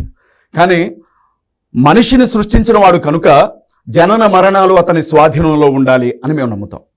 అంటే మనిషి పుట్టుక, మనిషి చావే కాదు, సృష్టిలో దేని మరణమైనా, దేని జననమైనా అది దేవుని చేతుల్లోనే ఉండాలి. అతను దేవుడై ఉంటే ఖచ్చితంగా అది అతని చేతుల్లోనే ఉండాలి, ఈ అధికారం అతనిదే అని నమ్ముతాం. నాలుగవది, మనిషి తిరుగుతాడు, తాగుతాడు, ఇష్టానుసారంగా బ్రతుకుతాడు. ఒకవేళ దేవుడు కూడా ఇలాగే ఉంటే మా దృష్టిలో, మళ్ళీ చెప్తున్నాను, అతనికి మనిషికి పెద్ద తేడా ఏం ఉండదు కనుక దేవుడు మనిషి అందుకోలేనంత పవిత్రుడై ఉండాలి, అతను పరిశుద్ధుడై ఉండాలి ఖచ్చితంగా. అతను సృష్టికర్త అయి ఉండాలి, అతను కాలాలను సృష్టించి వాటిని స్వాధీనమందుంచుకున్నవాడై ఉండాలి, అతను ఖచ్చితంగా జన్మ మరణాలకు పూర్తిగా అధిపతి అయి ఉండాలి. నాలుగవది, అతను పరిశుద్ధుడై ఉండాలి. ఐదవది, అతను సార్వభౌమాధికారి అయి ఉండాలి. ఈ 5 లక్షణాలను చూస్తాం సార్ మేము. మీరంటే క్రిస్టియన్స్ అంతేనా? మీరా వ్యక్తిగతంగానే క్రిస్టియన్సా? మీ వ్యక్తిగతంగా, నా వ్యక్తిగతంగా నేను చెప్తానండి. మీరు చెప్పిన 5 పాయింట్లు, మేము పరమాత్మ ఒకడే ఈ సృష్టికి. మీరేమన్నాను, మీ భావం ఏదన్నా కానీ పరమాత్మ ఒక్కడే. అయితే ఈ పరమాత్మ వివిధ రూపాల్లో కనిపిస్తాడు అనేది మేము నమ్ముతాం. పరమాత్మ ఒక్కడే, ఆత్మలు అనేక ఉంటాయి, ప్రతి ఆత్మ దేవుడి కింద భావిస్తారు. 2, సృష్టి 4 కాలాలని దేవుడే సృష్టించాడు. ద్వాపరయుగం, కృతయుగం, త్రేతాయుగం, ద్వాపరయుగం, కలియుగం. 4 అతని అదుపులోనే ఉంటాయి. జనన మరణాలు అనేది దేవుడి చేతిలోనే ఉంటాయి, మనుషుల చేతిలో ఉండవు. జననము మరణము మొత్తం అతని ఆధీనంలోనే ఉంటుంది అనేది మేము నమ్ముతాం. ఏకీభవిస్తున్నారు కదా మీరు? మీతోటి కాదు, మాది చెప్పింది, మేము నమ్మేది మేము. మీరు మీతోటి నేను ఏకీపించట్లా, నేను నమ్మేది అది. మా గ్రంథాలు చెప్పింది అది, మా పెద్దలు చెప్పింది అది, మా విశ్వాసం అది. మీరు దాంట్లో నేను ఏకీపించను, మా విశ్వాసం చెప్తున్నా, నా విశ్వాసం చెప్తున్నా. మీ విశ్వాసం మీరు చెప్పారు, అంటే నా విశ్వాసం కూడా నేను అలాగే చెప్తున్నాను. ఇప్పుడు నా పరిధి తక్కువ, గ్రంథాల్లో వేదాల్లో నేనేం నిష్ణాతుని కాదు. నాకు అనుభవం,